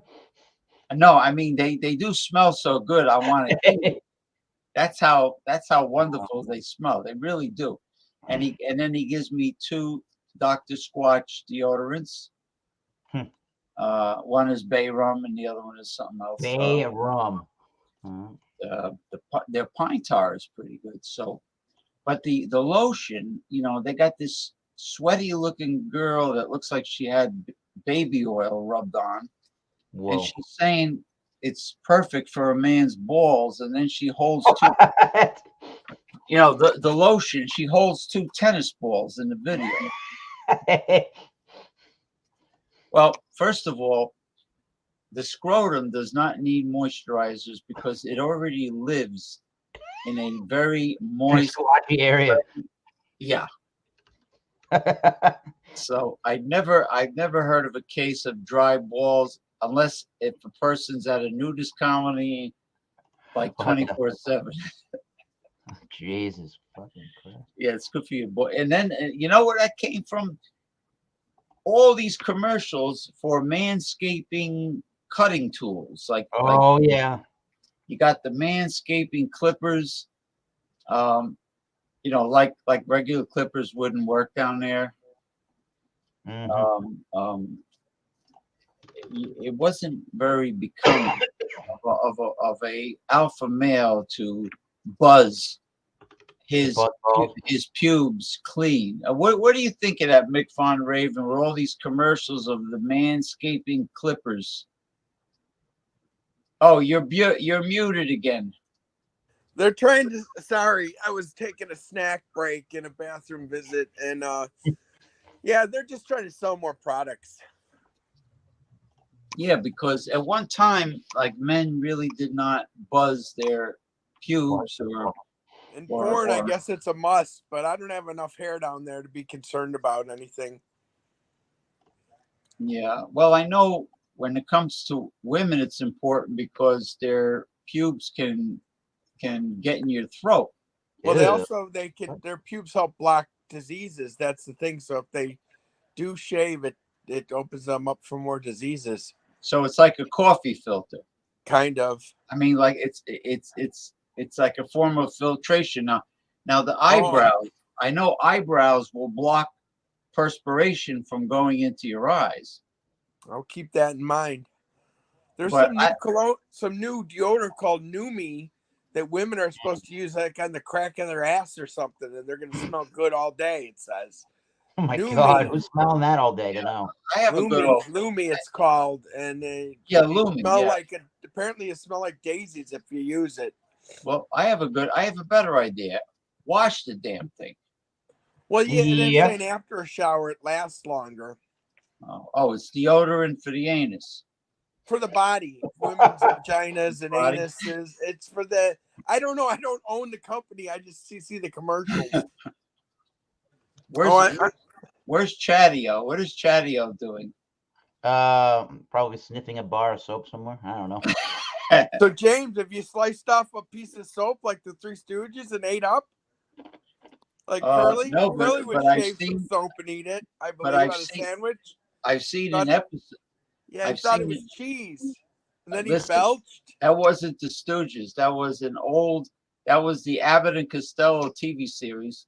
I Oh. saw it on the Stooges too first. And I saw it on the Luke Stooges first. Costello was cooking spaghetti and meatballs and having guests over.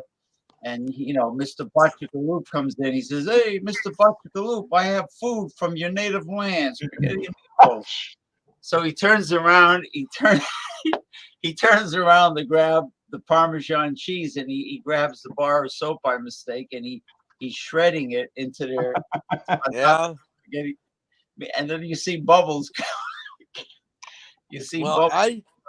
I saw it originally on the Three Stooges where Curly had shaved it for a sandwich, ate it, and then he belched up a bubble. It was pretty funny. It was before. You know what was hilarious? I was thinking of Eric when I watched this. They were making their own beer in the house, and they were using the old fashioned bathtub. The Three Stooges, right? Yeah, and they didn't know that like one of the Stooges already put in the live yeast. So then they would say, Larry, Mo would say, Larry, don't forget the live yeast. Curly, the live yeast. And like there was too much live yeast in there, and the bathtub started foaming and filled the whole apartment with suds. Like That's the whole funny. entire apartment was up to here with suds. Yeah. I also like when they had the shaved ice and they'd go up so many flights it turned into a big block would turn into an ice cube. That was a good one. Well, remember when Curly was the chef and they Beat called 2 eggs. And he beat diced them up. Yeah, no, 2 eggs separated. He goes Yeah. like this. And now what? Yeah. Oh, diced Diced onions. And he shoot craps with the onions. The Bills scored a field goal, so now it's 17-10. Wow. Yeah.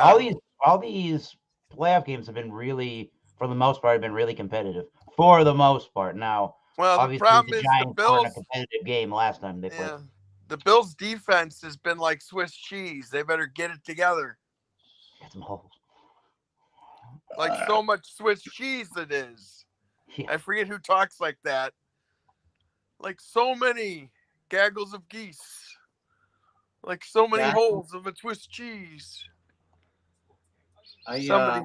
Somebody talked like that. Now, did they say? I saw an article about they were saying a gaggle of gargoyles. They were showing all these gargoyles from like cathedrals and. Yeah. Oh, yeah. So does that mean that my gargoyle collection is a gaggle also? Probably. Probably. Is that like a gag order? Gaggle? I have There he is. to Look, plug in. I'm getting low battery warning. there's Dr. Squatch. There he is. He's got the pipe like Eric smokes. Yeah. Dr. Squatch. I haven't hit that thing recently. Yeah, the average person doesn't understand that you need at least a few pipes. And you got to let it cool down for a day, use another one. I prefer edibles. Yeah. Edible pipes? Edible weed. Yeah, edible pipes made out of licorice. I had one before.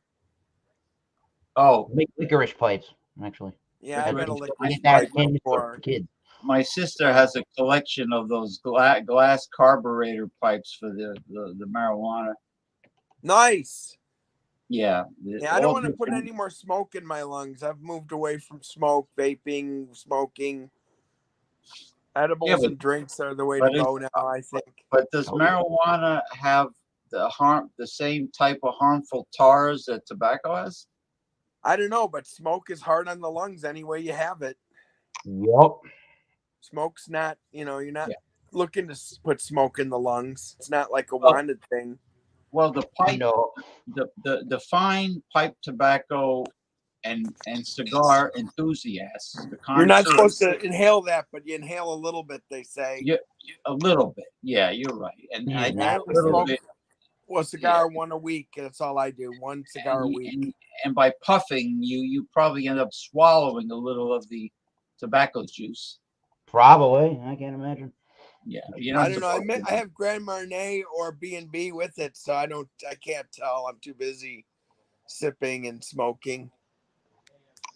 You could probably put a little Grand Marnier, pour it into the pipe tobacco, and just let that sit. You have to let it sit a long time, though. It would take a while to dry, I believe. It would take a while. Do not want wet tobacco. That does not light very well. Yeah. It'll be very harsh and tackle his ass. What are they trying to do? He just got a first down. I'm sickened. Sorry, I get angry at football. No, get upset. Let it all hang out. Ew. Let it all hang out. Hey, brother. Why? Hey, you saw David Crosby just passed away, right? Mr. Replacement Liver. And, Walter Payton apparently wouldn't accept a replacement liver, the great Walter Payton from Chicago Bears, but Crosby did. And personally, I didn't like Crosby later in his life. I thought he was a jagbag. Yeah. No, he was very opinionated about everything when it came to some of the somebody's music that wasn't his. Like when he hit somebody with his car and that stuff, and then he had to get a liver replacement from drug and alcohol abuse, and then kept partying after that. And why in the world did Elizabeth Etheridge want his sperm for her kid? They must have been brain damaged. He wasn't like a beauty to the eye. He was kind of an he was a talented backup singer. That's what I'll say about him. I like Frank Zappa. I thought he was a real smart guy. That guy's crazy. Zappa was a genius, and too bad he was misdiagnosed and died young. He was misdiagnosed? Yes. And he smoked. Smoking cigarettes adds to your mortality. You got to quit that. Yeah, I him quit. and the greatest of all time is George Carlin as far as knowledge and The world is not well off without them. I'll say that. Mm-hmm. Agreed. I mean, they spoke what was really on their mind because nobody else had the balls to want to say stuff. And I still think Yeah. that way more Ooh, than ever. they finally got to Joe Burrow, and he was in the grass. Oh, Ooh, he may have jeez. hurt himself. Joe Super Burrow got hit slippery. in the legs, low. The weather is crazy over there. They had him in the grass, and he had an injury like that. I think. Well, look, check this out if you guys are watching. Yep. He gets him on the ankles, low. He gets rolled into him. Mm. Oh, what do they call that? The lake effect when they have Lake Buffalo. effect. Oh, yeah. I don't. Like Does Buffalo have lakes near it? I don't know. Like- Oh, yeah. Lake Erie is right Yep. there. Okay, Lake Scary. Erie, where Erie. where Cleveland is, Cleveland and The part Mistake by the Lake, and Cleveland. a piece of Detroit. The Mistake by the Lake, Mistake by the lake. See, they don't That's have what Cleveland's called. The Mistake by the Lake. we have nor'easters. They don't have nor'easters. They have the lake effect. Oh, Cincinnati's starting to lose their nerve. They dropped one. God, you need a stance here. You got to stop them from scoring. Even 3, Buffalo. Wake up. Come on. I hope the Patriots didn't move to Hartford, Connecticut. I hope they stood in Massachusetts. They didn't move there. They're not in Connecticut. No. They're still in Foxborough. Yeah, they didn't do that in 98 or 7. There was no reasoning for them to do that. It's too far away. It's too far No south. one's. They can't even keep the goddamn Hartford Whalers. So you guys are Patriots fans? I am. Yeah. I live Click. maybe. I like them. I live maybe Click. 15 Signing minutes in that off. stadium. Click. They were just not a good team The this year. Patriots, we called them. The Patriots. Yeah, they were a lot to hate about them this year. I can tell you that. Cheaters never win. Winners never cheat. They cheated. They got caught cheating a few times. Oh, you mean Right. Spygate and the Deflategate and Deflate. yeah, I'm not a That's Patriots the fan. dumbest If you can't game. tell. Bill Belichick, he's I used to Belichick. like him. He's kind of a son of a bitch nowadays. Well, Bill Belichick. because he was a disciple of Bill The Parcells. big tuna. The When- big When he tuna. was with and Bill Parcells really is a crab ass, big time. Yeah, I'm also not a Giants fan. In case this is disgusting. He used to bite the heads off the press when the media used to try to interview him.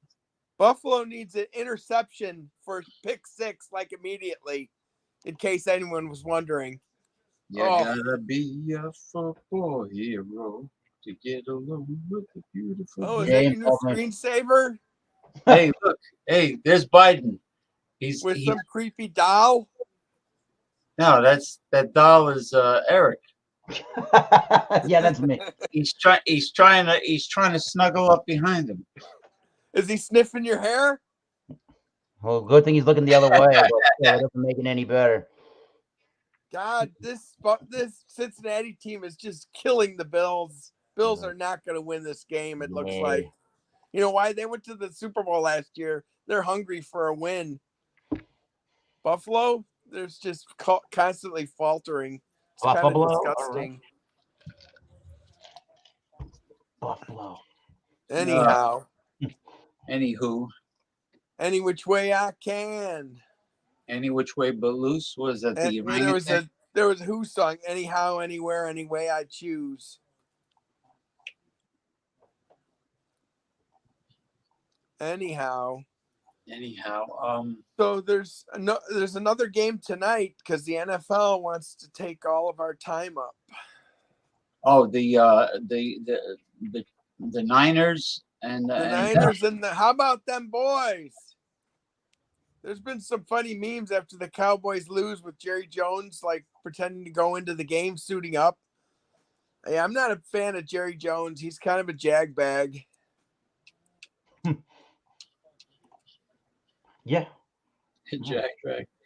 Yeah, the I like the quarterback of the Jaguars. He's got a lot of spunk and intestinal order. He's not afraid to run. Yeah, not the afraid to quarterback running to me is not that impressive, but okay.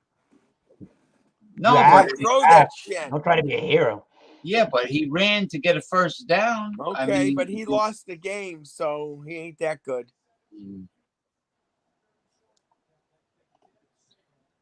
Yeah, it's true. Anyhow, But I was rooting for him. Kansas City's in it too often. I like to see different teams. Oh, you got to stop him. Oh, good God. Oh, I see a touchdown in someone's let me see if future, the and it's not the Bills. game comes back on my phone. God, the Bills should just forfeit this game and get off the field. They've lost already. They're playing like losers. Oh, God, anything they want to do. Desgraciada. Anyway, you're going on 2 hours. How long are you guys going to be streaming? Yeah, how Well, long? I don't see Miguel Hilton, so I No, might. he's been streaming all the time on Instagram. He's talking about his annoying neighbors and their dogs and service dogs that aren't really service dogs, but they're walking around like they're service Oh, dogs. he's streaming. He's streaming right now. I don't know if he is, but he's been going a lot on Instagram Live. Yeah, he has a problem with this little dog next door to him that doesn't stop barking. And he doesn't come across. I don't know. I asked him if he's ever talked to his landlord or any of his neighbors about it, and he's like, yeah, the neighbors complain about it. I'm like, well, then what are you supposed to do? Then what can you really do? You have to threaten some kind of legal action against your landlord or somebody like that? Like, what are you going to really do? Call the police when there's a disturbance. That's the only way. Yeah, that's what he should ultimately do. Yeah. Well, if the dog keeps barking and there's an ordinance like after 10 p.m. There's a noise ordinance, and which I'm He's sure. talking like the dog is scratching at the door too and stuff. Like what? Oh God, they got 3 more tries to get this in. What is that? That must mean the dog wants to go out and do it. I have no idea what this. I don't know. And maybe the owners are irresponsible. They don't want to take the dog out. I mean, usually something's wrong when the dog. Yeah, just me in general. Don't get an animal. Don't have any pet. I don't care if it's a dog or a cat or a freaking lizard in a tank or something. Don't have an animal if you're not going to take care of it. True. You're not going to treat it well. If you're not going to do what it takes to keep a live animal alive, then What do you call that? Animal husbandry. If you're not going to take, I don't care what you do in your personal life. I didn't say bestiology. Bestiality? Bestialigard? What? Bestialis? What do you call it? Seattle? What the hell? What No, are we I call it the talking donkey about? show down in In other Tijuana. words, you got to be responsible if you have a life in your hands, basically. in your domain, living with. Yeah. False start. Encroachment, you dumb. Oh, you dumb fuck. God damn it. Buffalo is imploding. Yeah, they were good for the Super Bowl. I don't think so. At this point, they're just not good enough. Nope. Oh my God! I have a SCOBY. I have a kombucha organism that I take care of. I mean, what do you do? Drink it? Kombucha? No, I haven't made kombucha in months, but I have it. I have it where it's doing fine, where it's in suspended animation. I was in her vagina and I was feeling very fine in the morning. Kombucha. Oh no! Did he get over? No, good so far, but he'll get over next time. He has to. It's 3rd and goal. Oh, marijuana infused kombucha. I'm choking like Buffalo. There we go. Yeah, Michael Hilton was doing the those seltzer waters that have THC infused in them. Yeah. Where do you get those at? He's in the San Francisco area, so they're very readily available at dispensaries. I think at dispensaries, yeah. Yeah, he was doing the when he was on the show, Mick remembers they were talking about cannabis infused sodas. Yep. Yeah. Cincinnati says that they've got a touchdown. I didn't see it. Anyway, Cincinnati is yeah, I at think I'm gonna sign off. Of 2 hours. I haven't been here all 2 hours, but I've appreciated talking with you guys. No problem. Yeah. Thanks for coming. Hopefully, my candor and demeanor didn't seem too out of control. I know how it is. well, you could talk about your wardrobe a little bit, you know. I'm not talking about me. I'd rather talk about phallic symbols and such. Oh, okay. Hey, what's Cunnilingus Oh, okay. and things of that nature. you said phallus? Phallus did. symbols and cunnilingus. Somebody told me that skyscrapers are and obelisks in like ancient Egypt. They're all phallus symbols. I'll agree to that. And I've seen too many commercials when I watch football. yeah, very corny commercials too. Very Yeah, like. yeah. And my phone is starting to crap out. So cheers, mates. Oh, Talk okay. to you guys later. Bye. Cheers.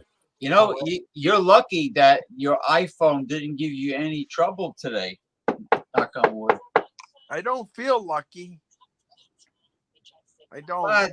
Don't worry about being celibate right now because you I'd broke like up. to sell a bit of it to some lady. Well, you listen. You're better off. You got peace of mind now that you're not. I'd rather a piece of ass, frankly speaking.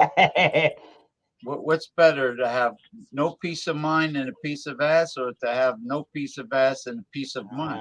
That all depends on who you're talking to, James. You know, in the company of ladies is always Oh, much better hummingbird! for Look at me. me. Yeah. In the company of ladies, I got to get me one.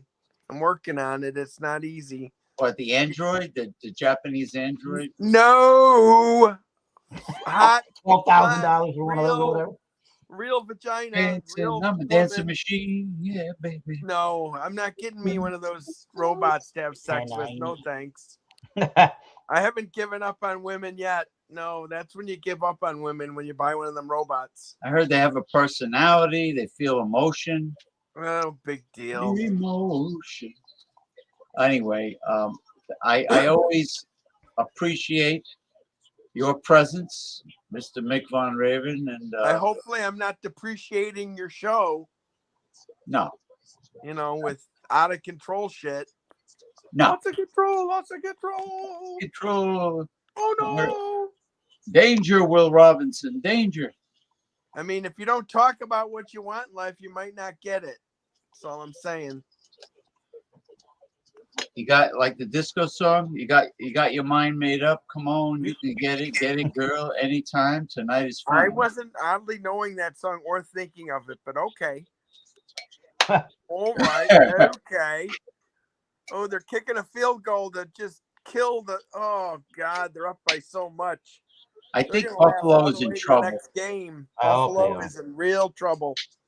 As a Patriots fan, I don't mind that. Hold on, how do we mute him? Patriots fan, my ass. You see the where they have the satire of Tom Brady. I was on South Park, right? The bio. Patriot has nothing to do with this. All right, I'm out. Bye. Cheers. Cheers. Bye.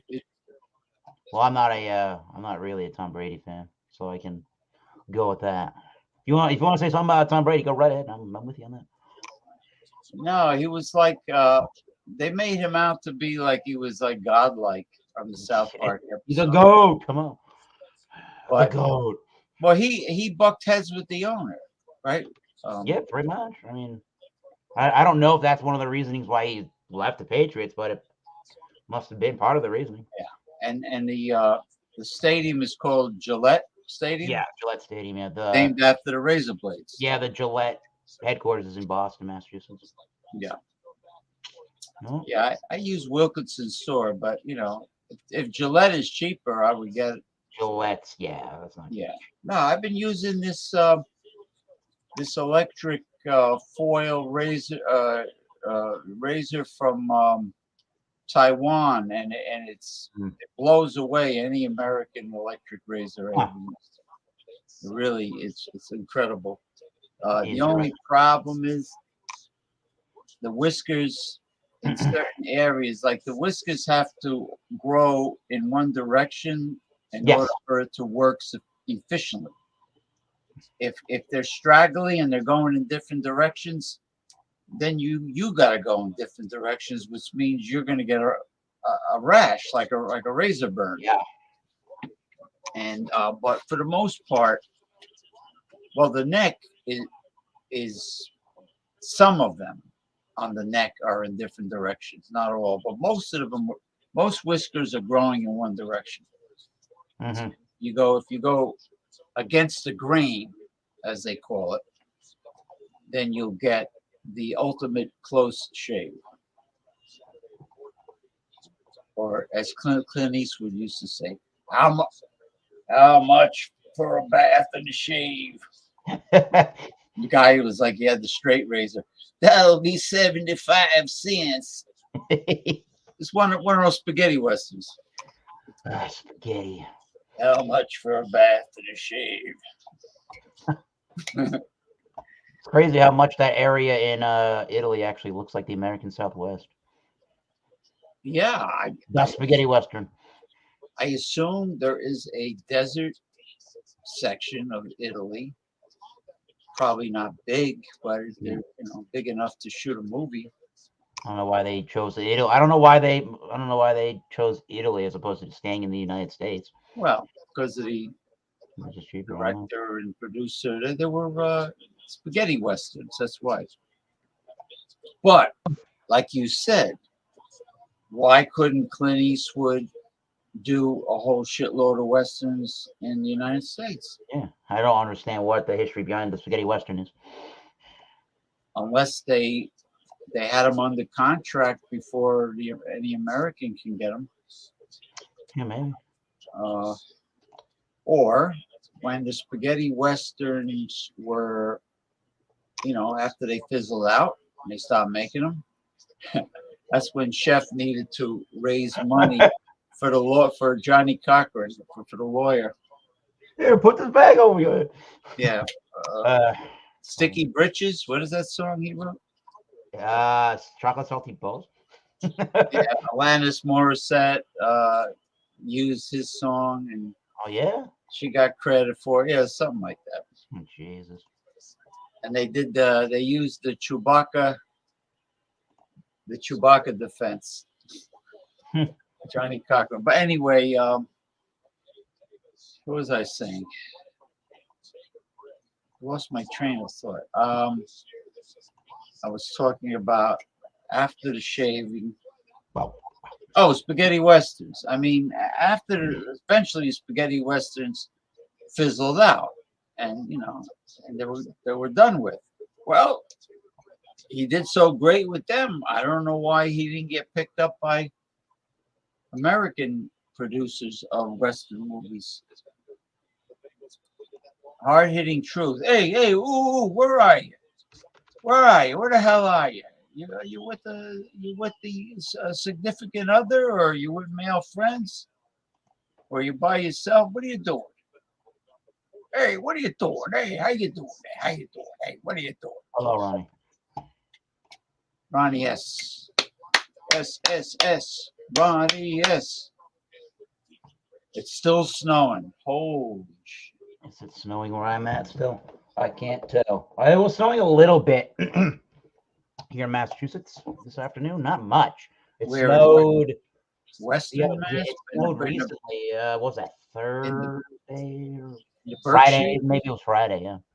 In the Berkshires, they got a lot of snow right now. Yeah, they get more snow. They have more snow than I do over in the eastern portion of Massachusetts. I remember I stopped at the Norman Rockwell Museum in Western Mass. What is it, Stockbridge or Stock? I think that's probably right. Yes. There's Sturbridge, Massachusetts. Sturbridge, yeah. The Norman Rockwell was from Western Mass, and he was able to paint where it looked like a photograph. It was so good. I mean, but those are not those are not the painters that become like legendary producing masterpieces. I mean, he was famous, Right. get me wrong, but I don't understand why he didn't get more recognition because I've seen paintings by Picasso and Van Gogh, and it looked like a child did them, Yep. to be honest with you. You can interpret the art any way you want. Ooh. Yeah, it's art is funny. I You can like get a whole degree. Salvador Dali's surrealism. You can get a degree in art from college, from the university. But what the hell does anybody think they're doing with a art degree? I'm not trying to downplay the fact that people have art degrees, but what the hell do you do with an art degree? What do you do with it? Yeah, that's almost the same thing I can say with a music degree. Most people that go and get music degrees are trying to become Yeah. an educator. And Correct. they want to lead an orchestra, or they want to be able to teach in a university or in a school setting. Well, those that cannot do teach. And those that cannot teach gym. Cannot teach, do what? Get drunk? Those who cannot teach gym. Teach gym class. I Now, heard that in a movie once. now Norman, no, what was I going to say about? Oh, one of my exes, she did oil on canvas paintings, and she told me that she learned so much more by watching Bob Ross on YouTube videos than she did in taking art classes.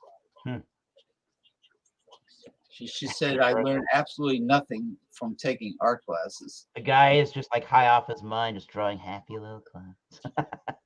You know, you ever see the abstract painters that like throw paint on the canvas? Like Yeah, modern art, whatever, and how there's some of these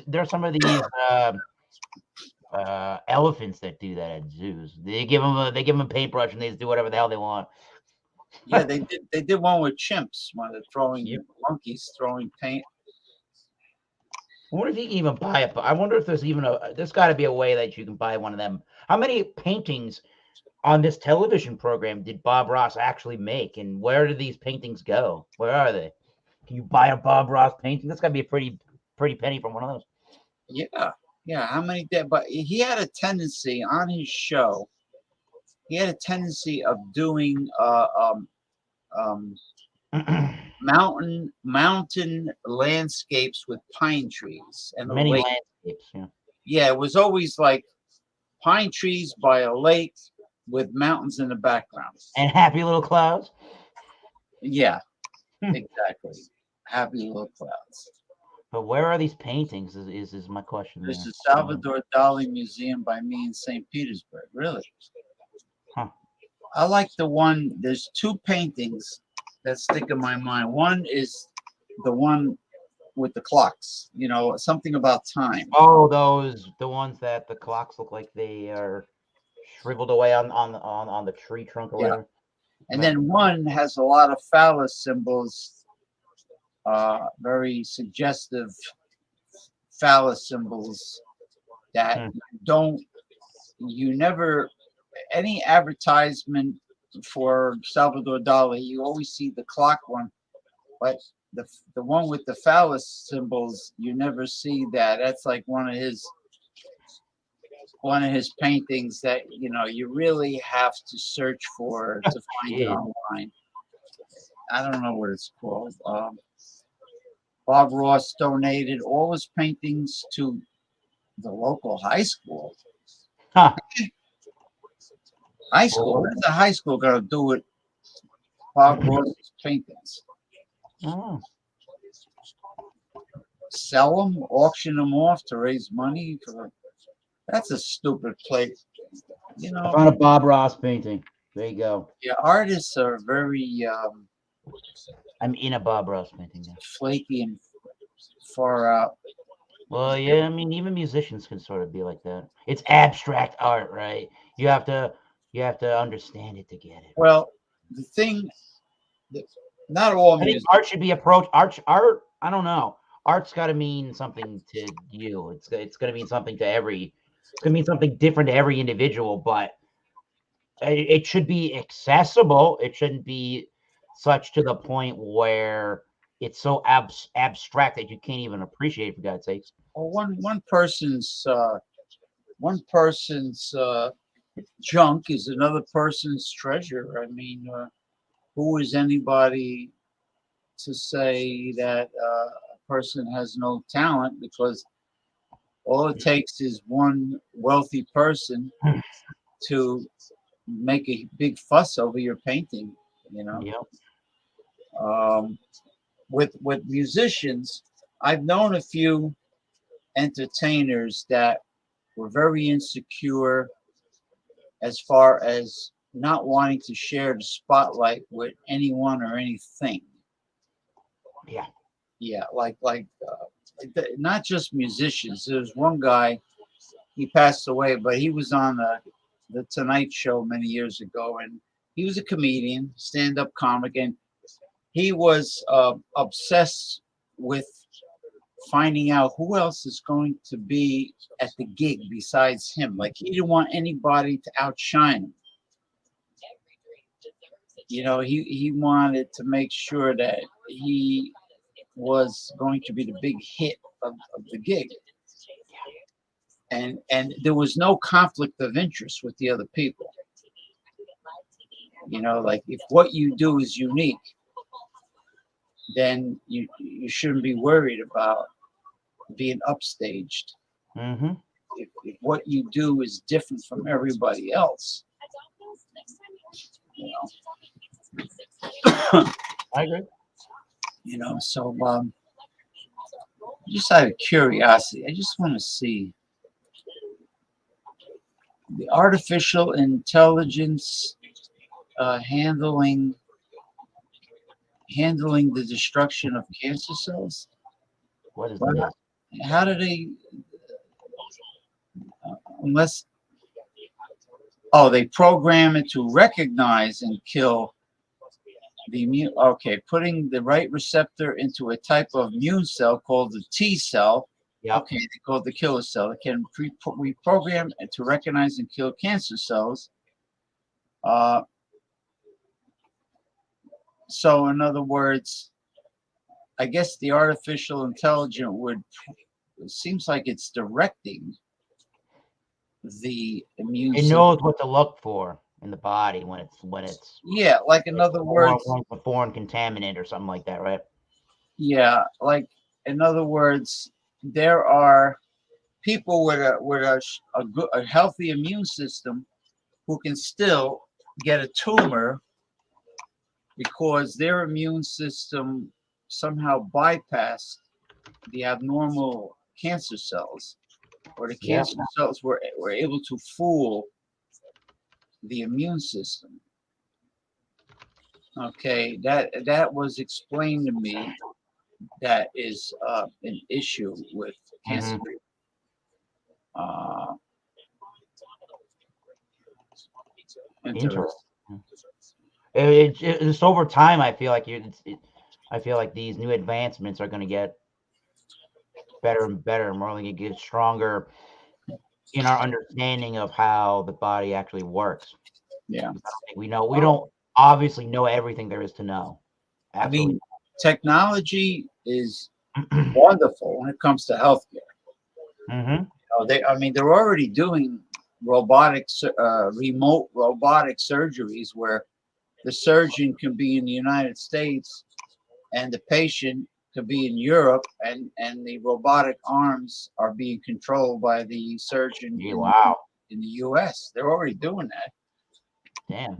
I mean, like heart patients, they don't open people up anymore. They send a laparoscopic, where they send like a tube into an artery, and until they get to the place that needs to be taken care of, and they do what they got to do without making a large incision. It's amazing. It really is. But the important thing is to do what you need to do to prevent getting the illness. You know, Yeah. the healthy lifestyle. Yeah. We were just talking about that earlier with Yeah. oh, So was there a stout?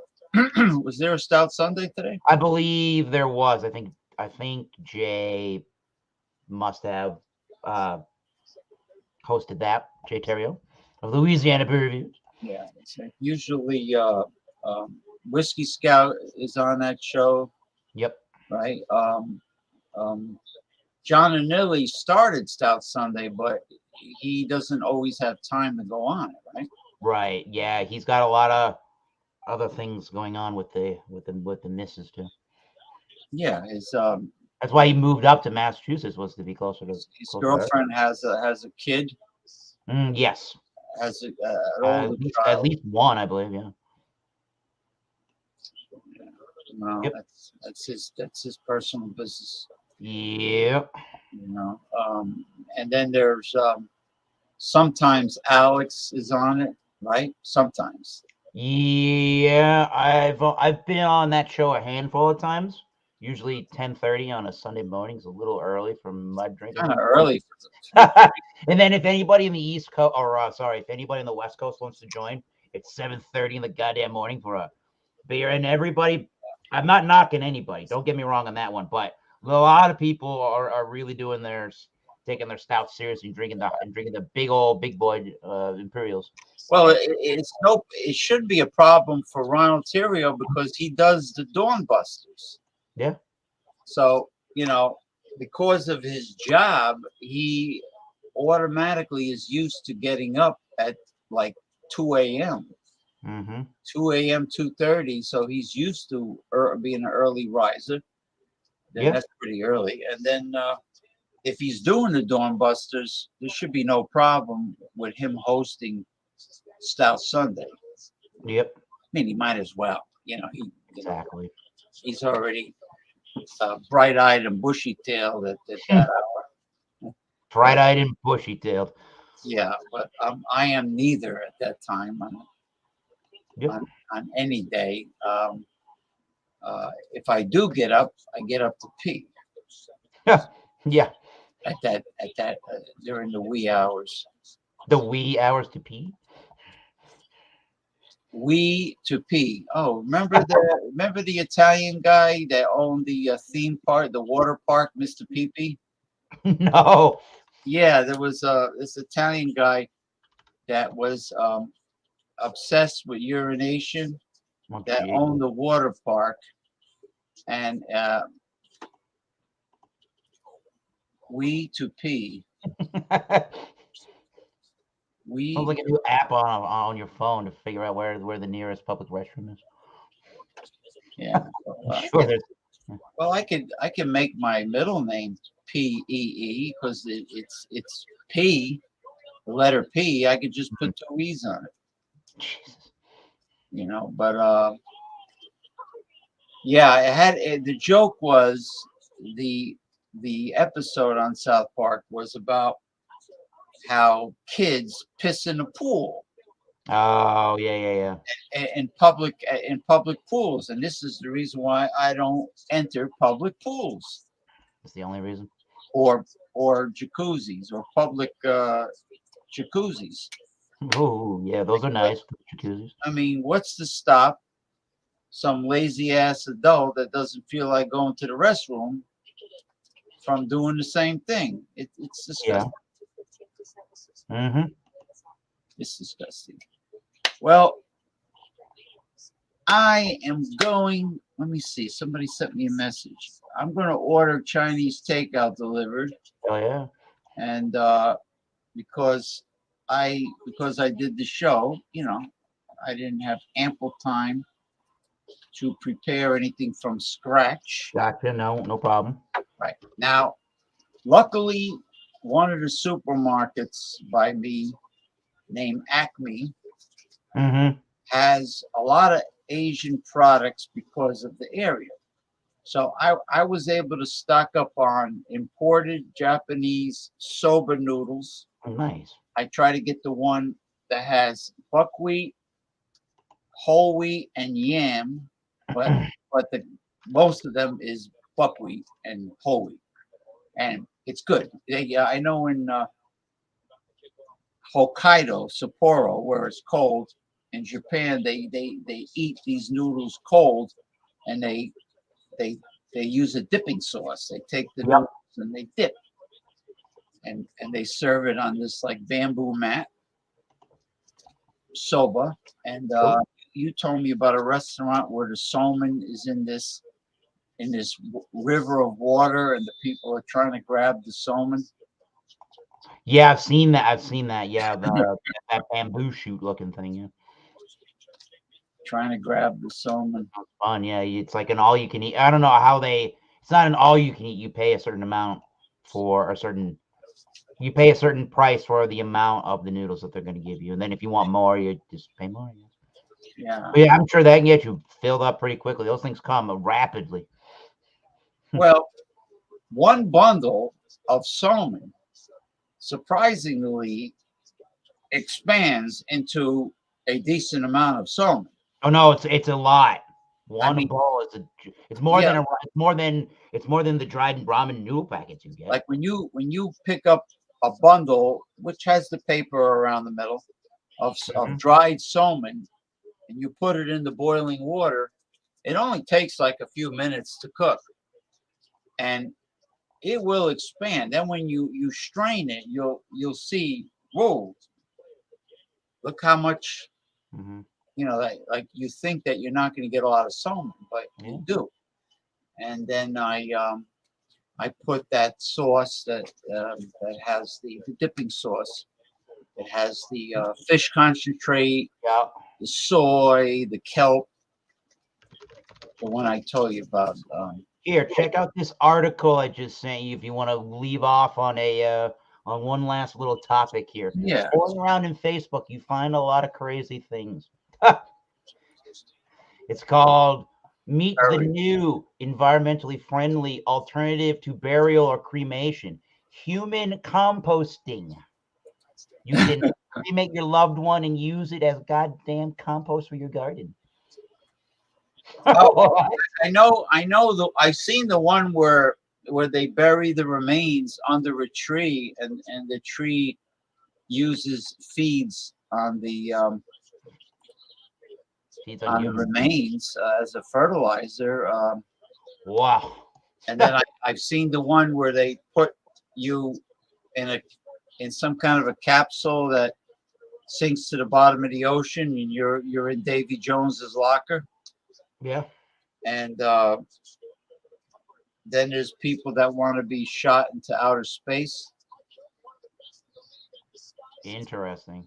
That's like in Star Trek. There, they Yeah, I wonder if William Shatner has elected to do recomposting. to be a projectile. Oh yeah, man. Why not? I mean, did Elon, not Elon, did Jeff Bezos join William Shatner on that space flight? I want to say yes, but I don't know the actual answer to that. Well, he should be smart enough not to go. Oh man. Anyway, He enjoyed that 10-minute space ride. He got there. yeah, it's William only Shatner. It's like the most profound thing he's ever done in his life, and it Yeah. really makes you really realize that what's going on down on Earth here, and all these problems here really are insignificant. They don't really matter when you're up there. Well, it was 10 minutes of orbiting the Earth, I would love and to do what that. he was saying is he was looking down on the globe, on planet Earth, and then when you look away into the universe, it was very cold and lonely. Oh yeah. There was like just infinite blackness with these stars, and it was like you're staring into infinite nothingness, the vacuum of space, and then you turn around and you look at the Earth, thinking about all that's going on, the life. You know what? They better forget about finding exoplanets. They better save the one they got. The one they got. Yeah. Woo, woo, woo. Yeah, save the one they got. Love the one you with.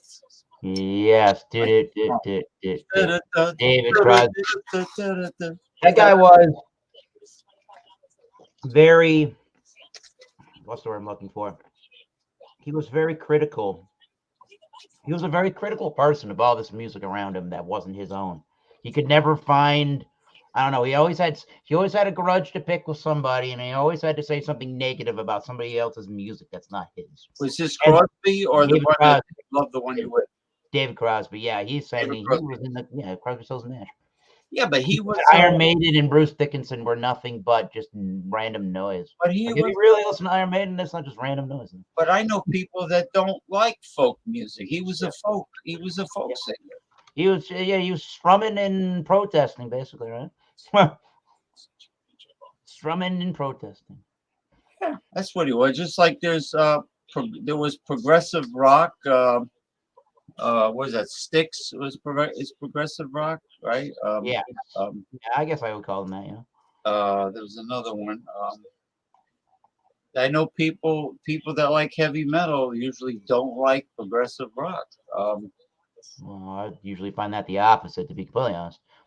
Yeah, progressive rock. Progressive rock enthusiasts claim that they're more talented overall. Mm.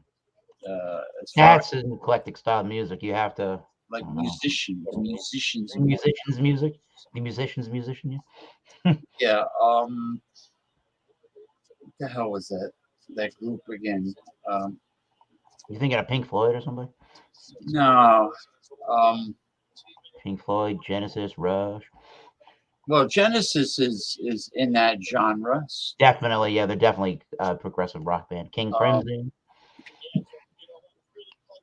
Yeah, it's they have their own niche, their own fans that are into that. The folk music. Would you consider Grateful Dead to be in the folk genre?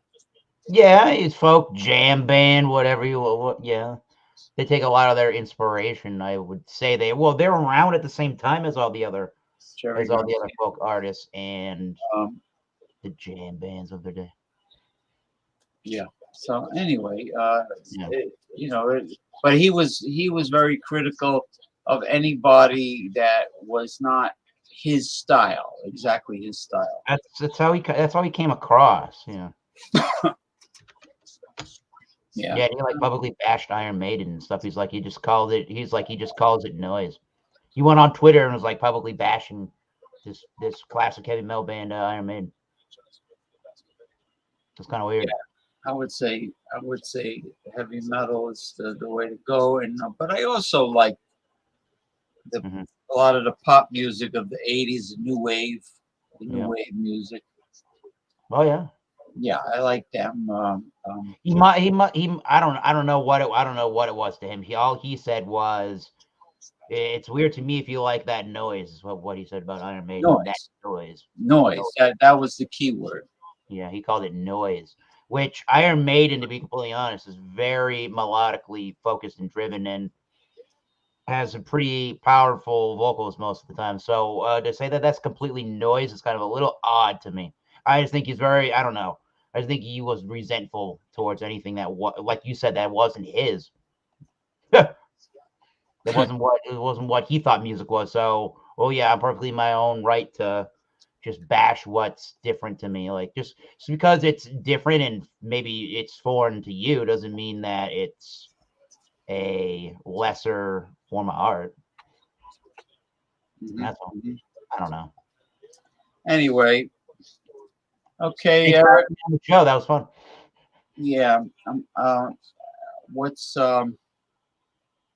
does Jesse still do his show on Monday night? Yeah, so Bumpy Road Brews, that's Jesse. He does the new brew, which is bring a beer to his program that you've never had before. It could be beer. You could bring a beer from a brewery where you've had beers from that brewery before, but just bring a beer that you have never tasted before, and it's your first time on camera ever trying the beer. That's a That's that's a clever theme. I think I so. like that. Yeah, it's more wild cards, more open ended, where you get to decide what you want, and it's not so difficult when it has to be some kind of a theme. The Beer Man does more of the theme programs. He does one on Wednesday nights where he gives you a theme. It could be something related to movies or music or something. He'll say, bring a beer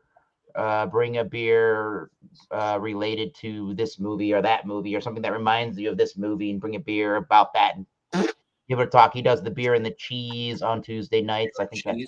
at 8 Well, p.m. Jesse used to have a rigid theme on Monday night. He Yep. used That was called the Multi Monday. multi Monday. Right, right. Now he may do that once in a blue moon throughout the year. And then Depends on their miscellaneous has something on Thursday nights. Yeah, he does. I'm trying to remember what he does. He usually try to have somebody on the panel, and they'll I think they'll do 2 beer reviews each or something like that. So he brings up somebody from the community to do a little question and answer and taste a couple beers. Yeah. How did Fandango go? You were on the panel, I That think. was a much better program. I mean, Jay even said during the program that I didn't want to admit that it was my computer, but I guess it was my computer.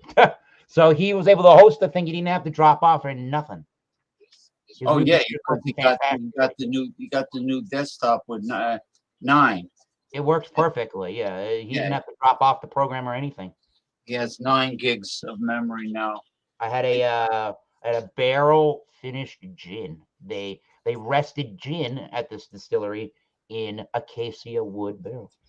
Very different idea to have a darker looking gin, but I guess this is Acacia wood.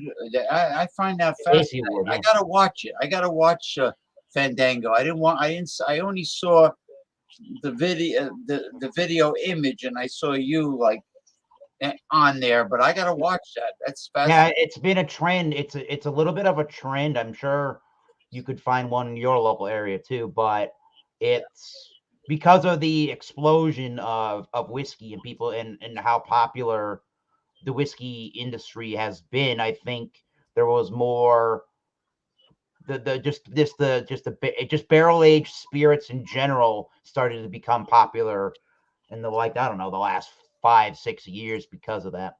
So Was Claude Diamond on the show? No, I think it was just Jay, myself, and Jean Pierre. I think that was Oh it. yeah, Missed email.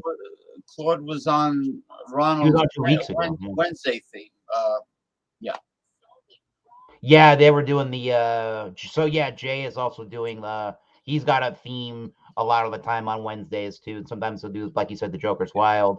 Um and Alex the Beer Master is always doing his Food Friday thing. He did a wild card theme himself, and he asked me, I think it was either him or the Beer Man. I think it was the Beer Man was going to do a wild card program for a Wednesday night on his show, and he wanted me to know if I took any offense to him calling it wild card. I'm like, you're not trying to do it in in an offensive manner. You're not gonna bother me, Beer Man. What's Well, gonna bother me is somebody saying, can you please not do wild card because I would like to do it on my channel or something stupid like that. well, it wasn't a Wednesday that he did it. So Yep. you Anyways, yeah. I think Ronald had a macro beer theme Wednesday. Yummy. I think Your he did. favorite beers though? You know, not mine. And he had, but I want to check out Fandango because that Acacia Wood gin is very unique, and I know gin is made from juniper berries, which is a pine tree, juniper, Yep. a conifer, Oh yeah. why they call it pine cones, Yep. and I noticed that the new thing is experimenting with different types of wooden barrels and barrels that are, even if it's an oak barrel that's charred, Mm-hmm. they'll take, like, they'll make whiskey from barrels that were used to make sherry wine. or sherry, whatever, dessert wine. Yeah, there's different in the whiskey industry. You'll end up seeing different sherry casking done for finishing your whiskey. So there's Oloroso sherry, there's Pedro Jimenez that you can do finishing. Finishing meaning you're not necessarily aging the spirit for very long periods of time, but it's just finishing for several months to impart that flavoring of that particular barrel into your your your product there in the end. Yeah. And it's fascinating, Interesting really. stuff. And barrels. It seems like barrels improve with age and usage, just like the hard liquor that they're Mhm. aging Well, the in it. climate in the place that you're aging the spirit in has a lot to do with how it's going to age, because the climate down in the state of Texas is much warmer of a climate than, say, anywhere in Scotland or even in Kentucky, where they do a lot of whiskey distillation, obviously. So you can get a bourbon that was done in the state of Texas that maybe it was only aged for a maximum of 2 years in a barrel, and it'll have much more of it'll taste like it's been aged for a lot longer, just because the climate it allows the spirit to age at a much quicker pace. There's not so much there's more exchange in and out of that barrel, and the barrel's changing more often. The spirit's changing inside of that barrel more often in that climate. So all depends on where you are, I guess. It's fascinating. I know the wood of choice seems to be oak, Yeah. but now they're experimenting. They write that in laws that it has to, at least in bourbon, that it has to be New American oak. Or it may say in Scotland it's got to be a minimum of 3 years done in oak aging. A minimum of 3 years. And the does Scotch whiskey ever use charred oak barrels or no? Yeah, they do. They utilize a lot of ex-bourbon barrels.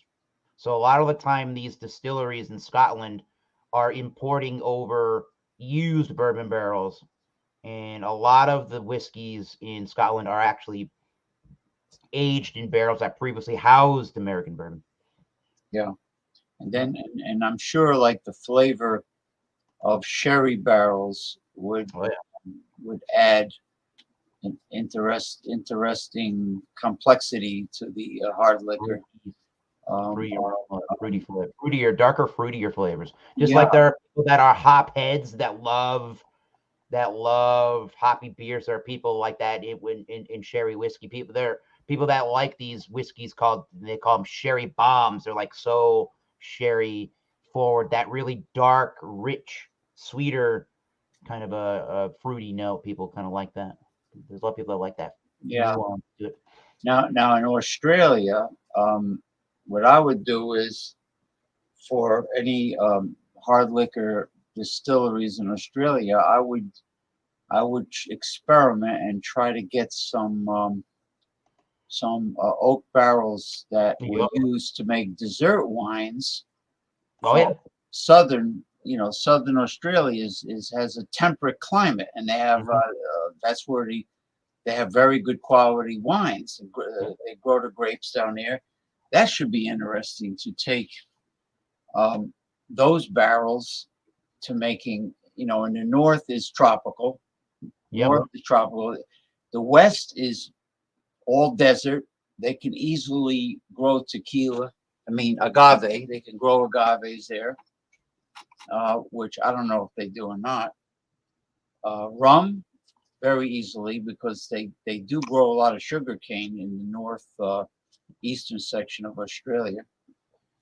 Um, and then just pass the barrels around like a few years with the dessert wine, a few years with the rum, then use it for something else. Yeah, I bet you can find. I bet you can find Canadian. I bet if you went to Canada, you can find Canadian whiskeys that are aged in like ice wine barrels or something. That's a dessert wine. Yeah. That's a very popular style of spirit up there or wine up in Canada's ice wine, or they have these ice ciders that are a higher concentration of alcohol because it's undergoing this. I don't know exactly what you call it, but I would call it like this freeze distillation process, where if you Well, keep freezing the product and letting it melt back down, or you skim that top of it off, that slushy top off, and you freeze it again, it'll concentrate the alcohol and make it a little bit bigger and bolder. I saw a video recently of a YouTuber taking several tall cans of Budweiser, putting them in a 2-liter Coca-Cola uh, uh, bottle, and he just kept undergoing this. He did this freeze distillation process 3 different times. He would put it into he would drain it out into the mug, pour it back into the 2-liter container, and then he did it 3 times. The 4th time, the freezer really wouldn't stay cold enough to actually refreeze the liquid, so he thought it was probably a 40 proof Budweiser. He got it to go from practically 5% all the way to almost 20% of Budweiser. And then he compared it to the standard Budweiser, and it didn't have the same color. The standard Budweiser was this light golden color. It had a nice foamy head to it, and the one that he freezes still had a thick, oily body to it. It was very dark colored, almost like an apple cider, and it had no head. And I'm sure the carbonation level wasn't even the same anymore. Yeah. Well, that I told you during Wildcard Wednesday a couple of weeks ago that dry, higher alcohol, dry, hard apple cider from that Jason Cleveland sent me from Washington was awesome. Yeah. And I also had a dry sake one time. I was in the Mitsuya Japanese market shopping center, which is near me, and I wanted to get sake for one of Ronald's shows. So they had the regular sweet sake, well, relatively sweet. And then they had this dried, cold draft sake, and it was really good. I mean, I liked it. And Oh, Robert the Whiskey Scout. Now I remember this. He was on the Fandango Friday. I think maybe in one other person that showed up, but he had a sochu. He brought a that's sochu. what I want to try. I saw it. I saw it in the Japanese market. Yes. It wasn't I don't think it was a flavored varietal, and he said it was a 15% alcohol by volume, and he thought it hardly had any aroma, and it didn't really have any particular flavor to it. He thought it was like Really? really almost like just like drinking water, basically. Really? Like So for 15% to taste like absolutely nothing is very dangerous. so I would be disappointed if it's that bland, that He didn't flavor. really give it a super he didn't really give it a super high rating or give it any really high grades. However, he couldn't really fault it for anything because it wasn't much of anything. I did like the Japanese plum wine, but Yep. only the one that's 100% plum wine, not grape wine flavored with plum. Right. Okay, you got to read the label, folks. I know GeikiCon was like the first to be to advertise in the United States.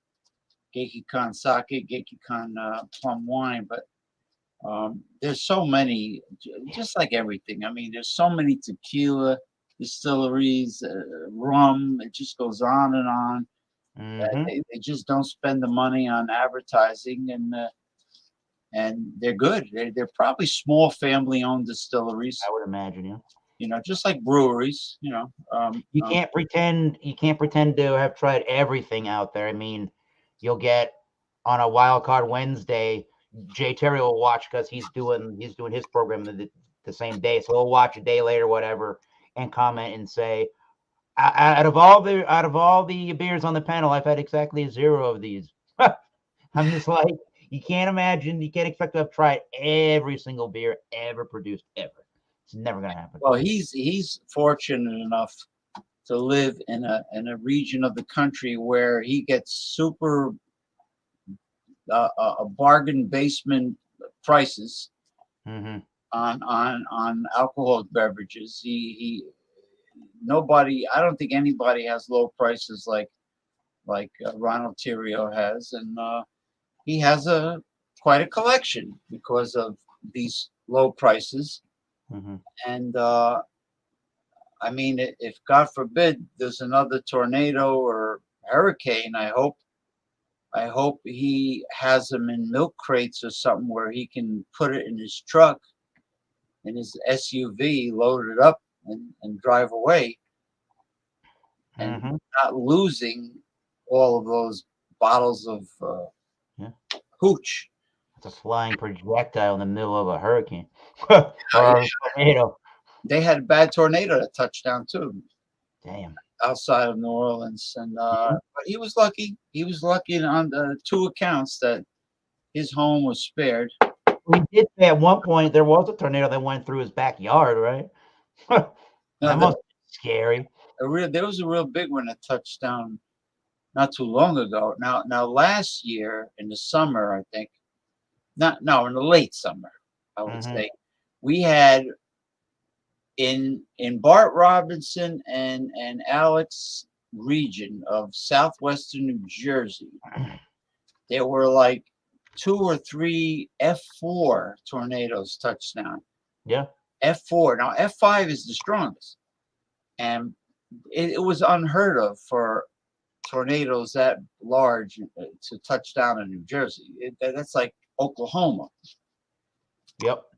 Kansas. I mean, Tornado Alley, and that's proof that there's the climate change exists, because whoever would think that there's F4 tornadoes that were super wide and homes got shredded.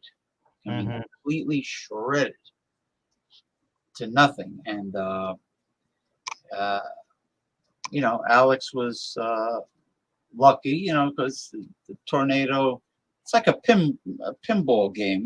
Tornadoes like go where they want to go. Exactly. Daryl Messias, thank you. I know is Oh yeah. belated.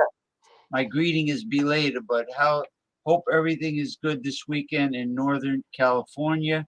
In the town of Cool. Greetings, guys. Yes, 9 miles from my house. That tornado, Wassam, Wasm bad bad damage. damage. Wasm bad damage. Wassam. That is a South Jersey word. Wassam means a woman with gigantic mammaries. Wassam. I don't know what I know. It was some. He was trying to say was some bad damage. Yeah. So anyway, everybody have a good Sunday night and early part of the week. I'm going to look on my app at one of my favorite Chinese takeouts and decide what the hell I want to have Hell yeah. for dinner. He laughed at that. Wasam. Was, or is it wasami? Wasame. Oh, Wasum. I think it's wasame. It's very French, huh? That yes, that is Wasame. large mammaries that are oozing mother's milk from the teats. Wasame. Bye bye, everybody. Dr. Squatch. I love you. Cheers. Cheers. Bye bye.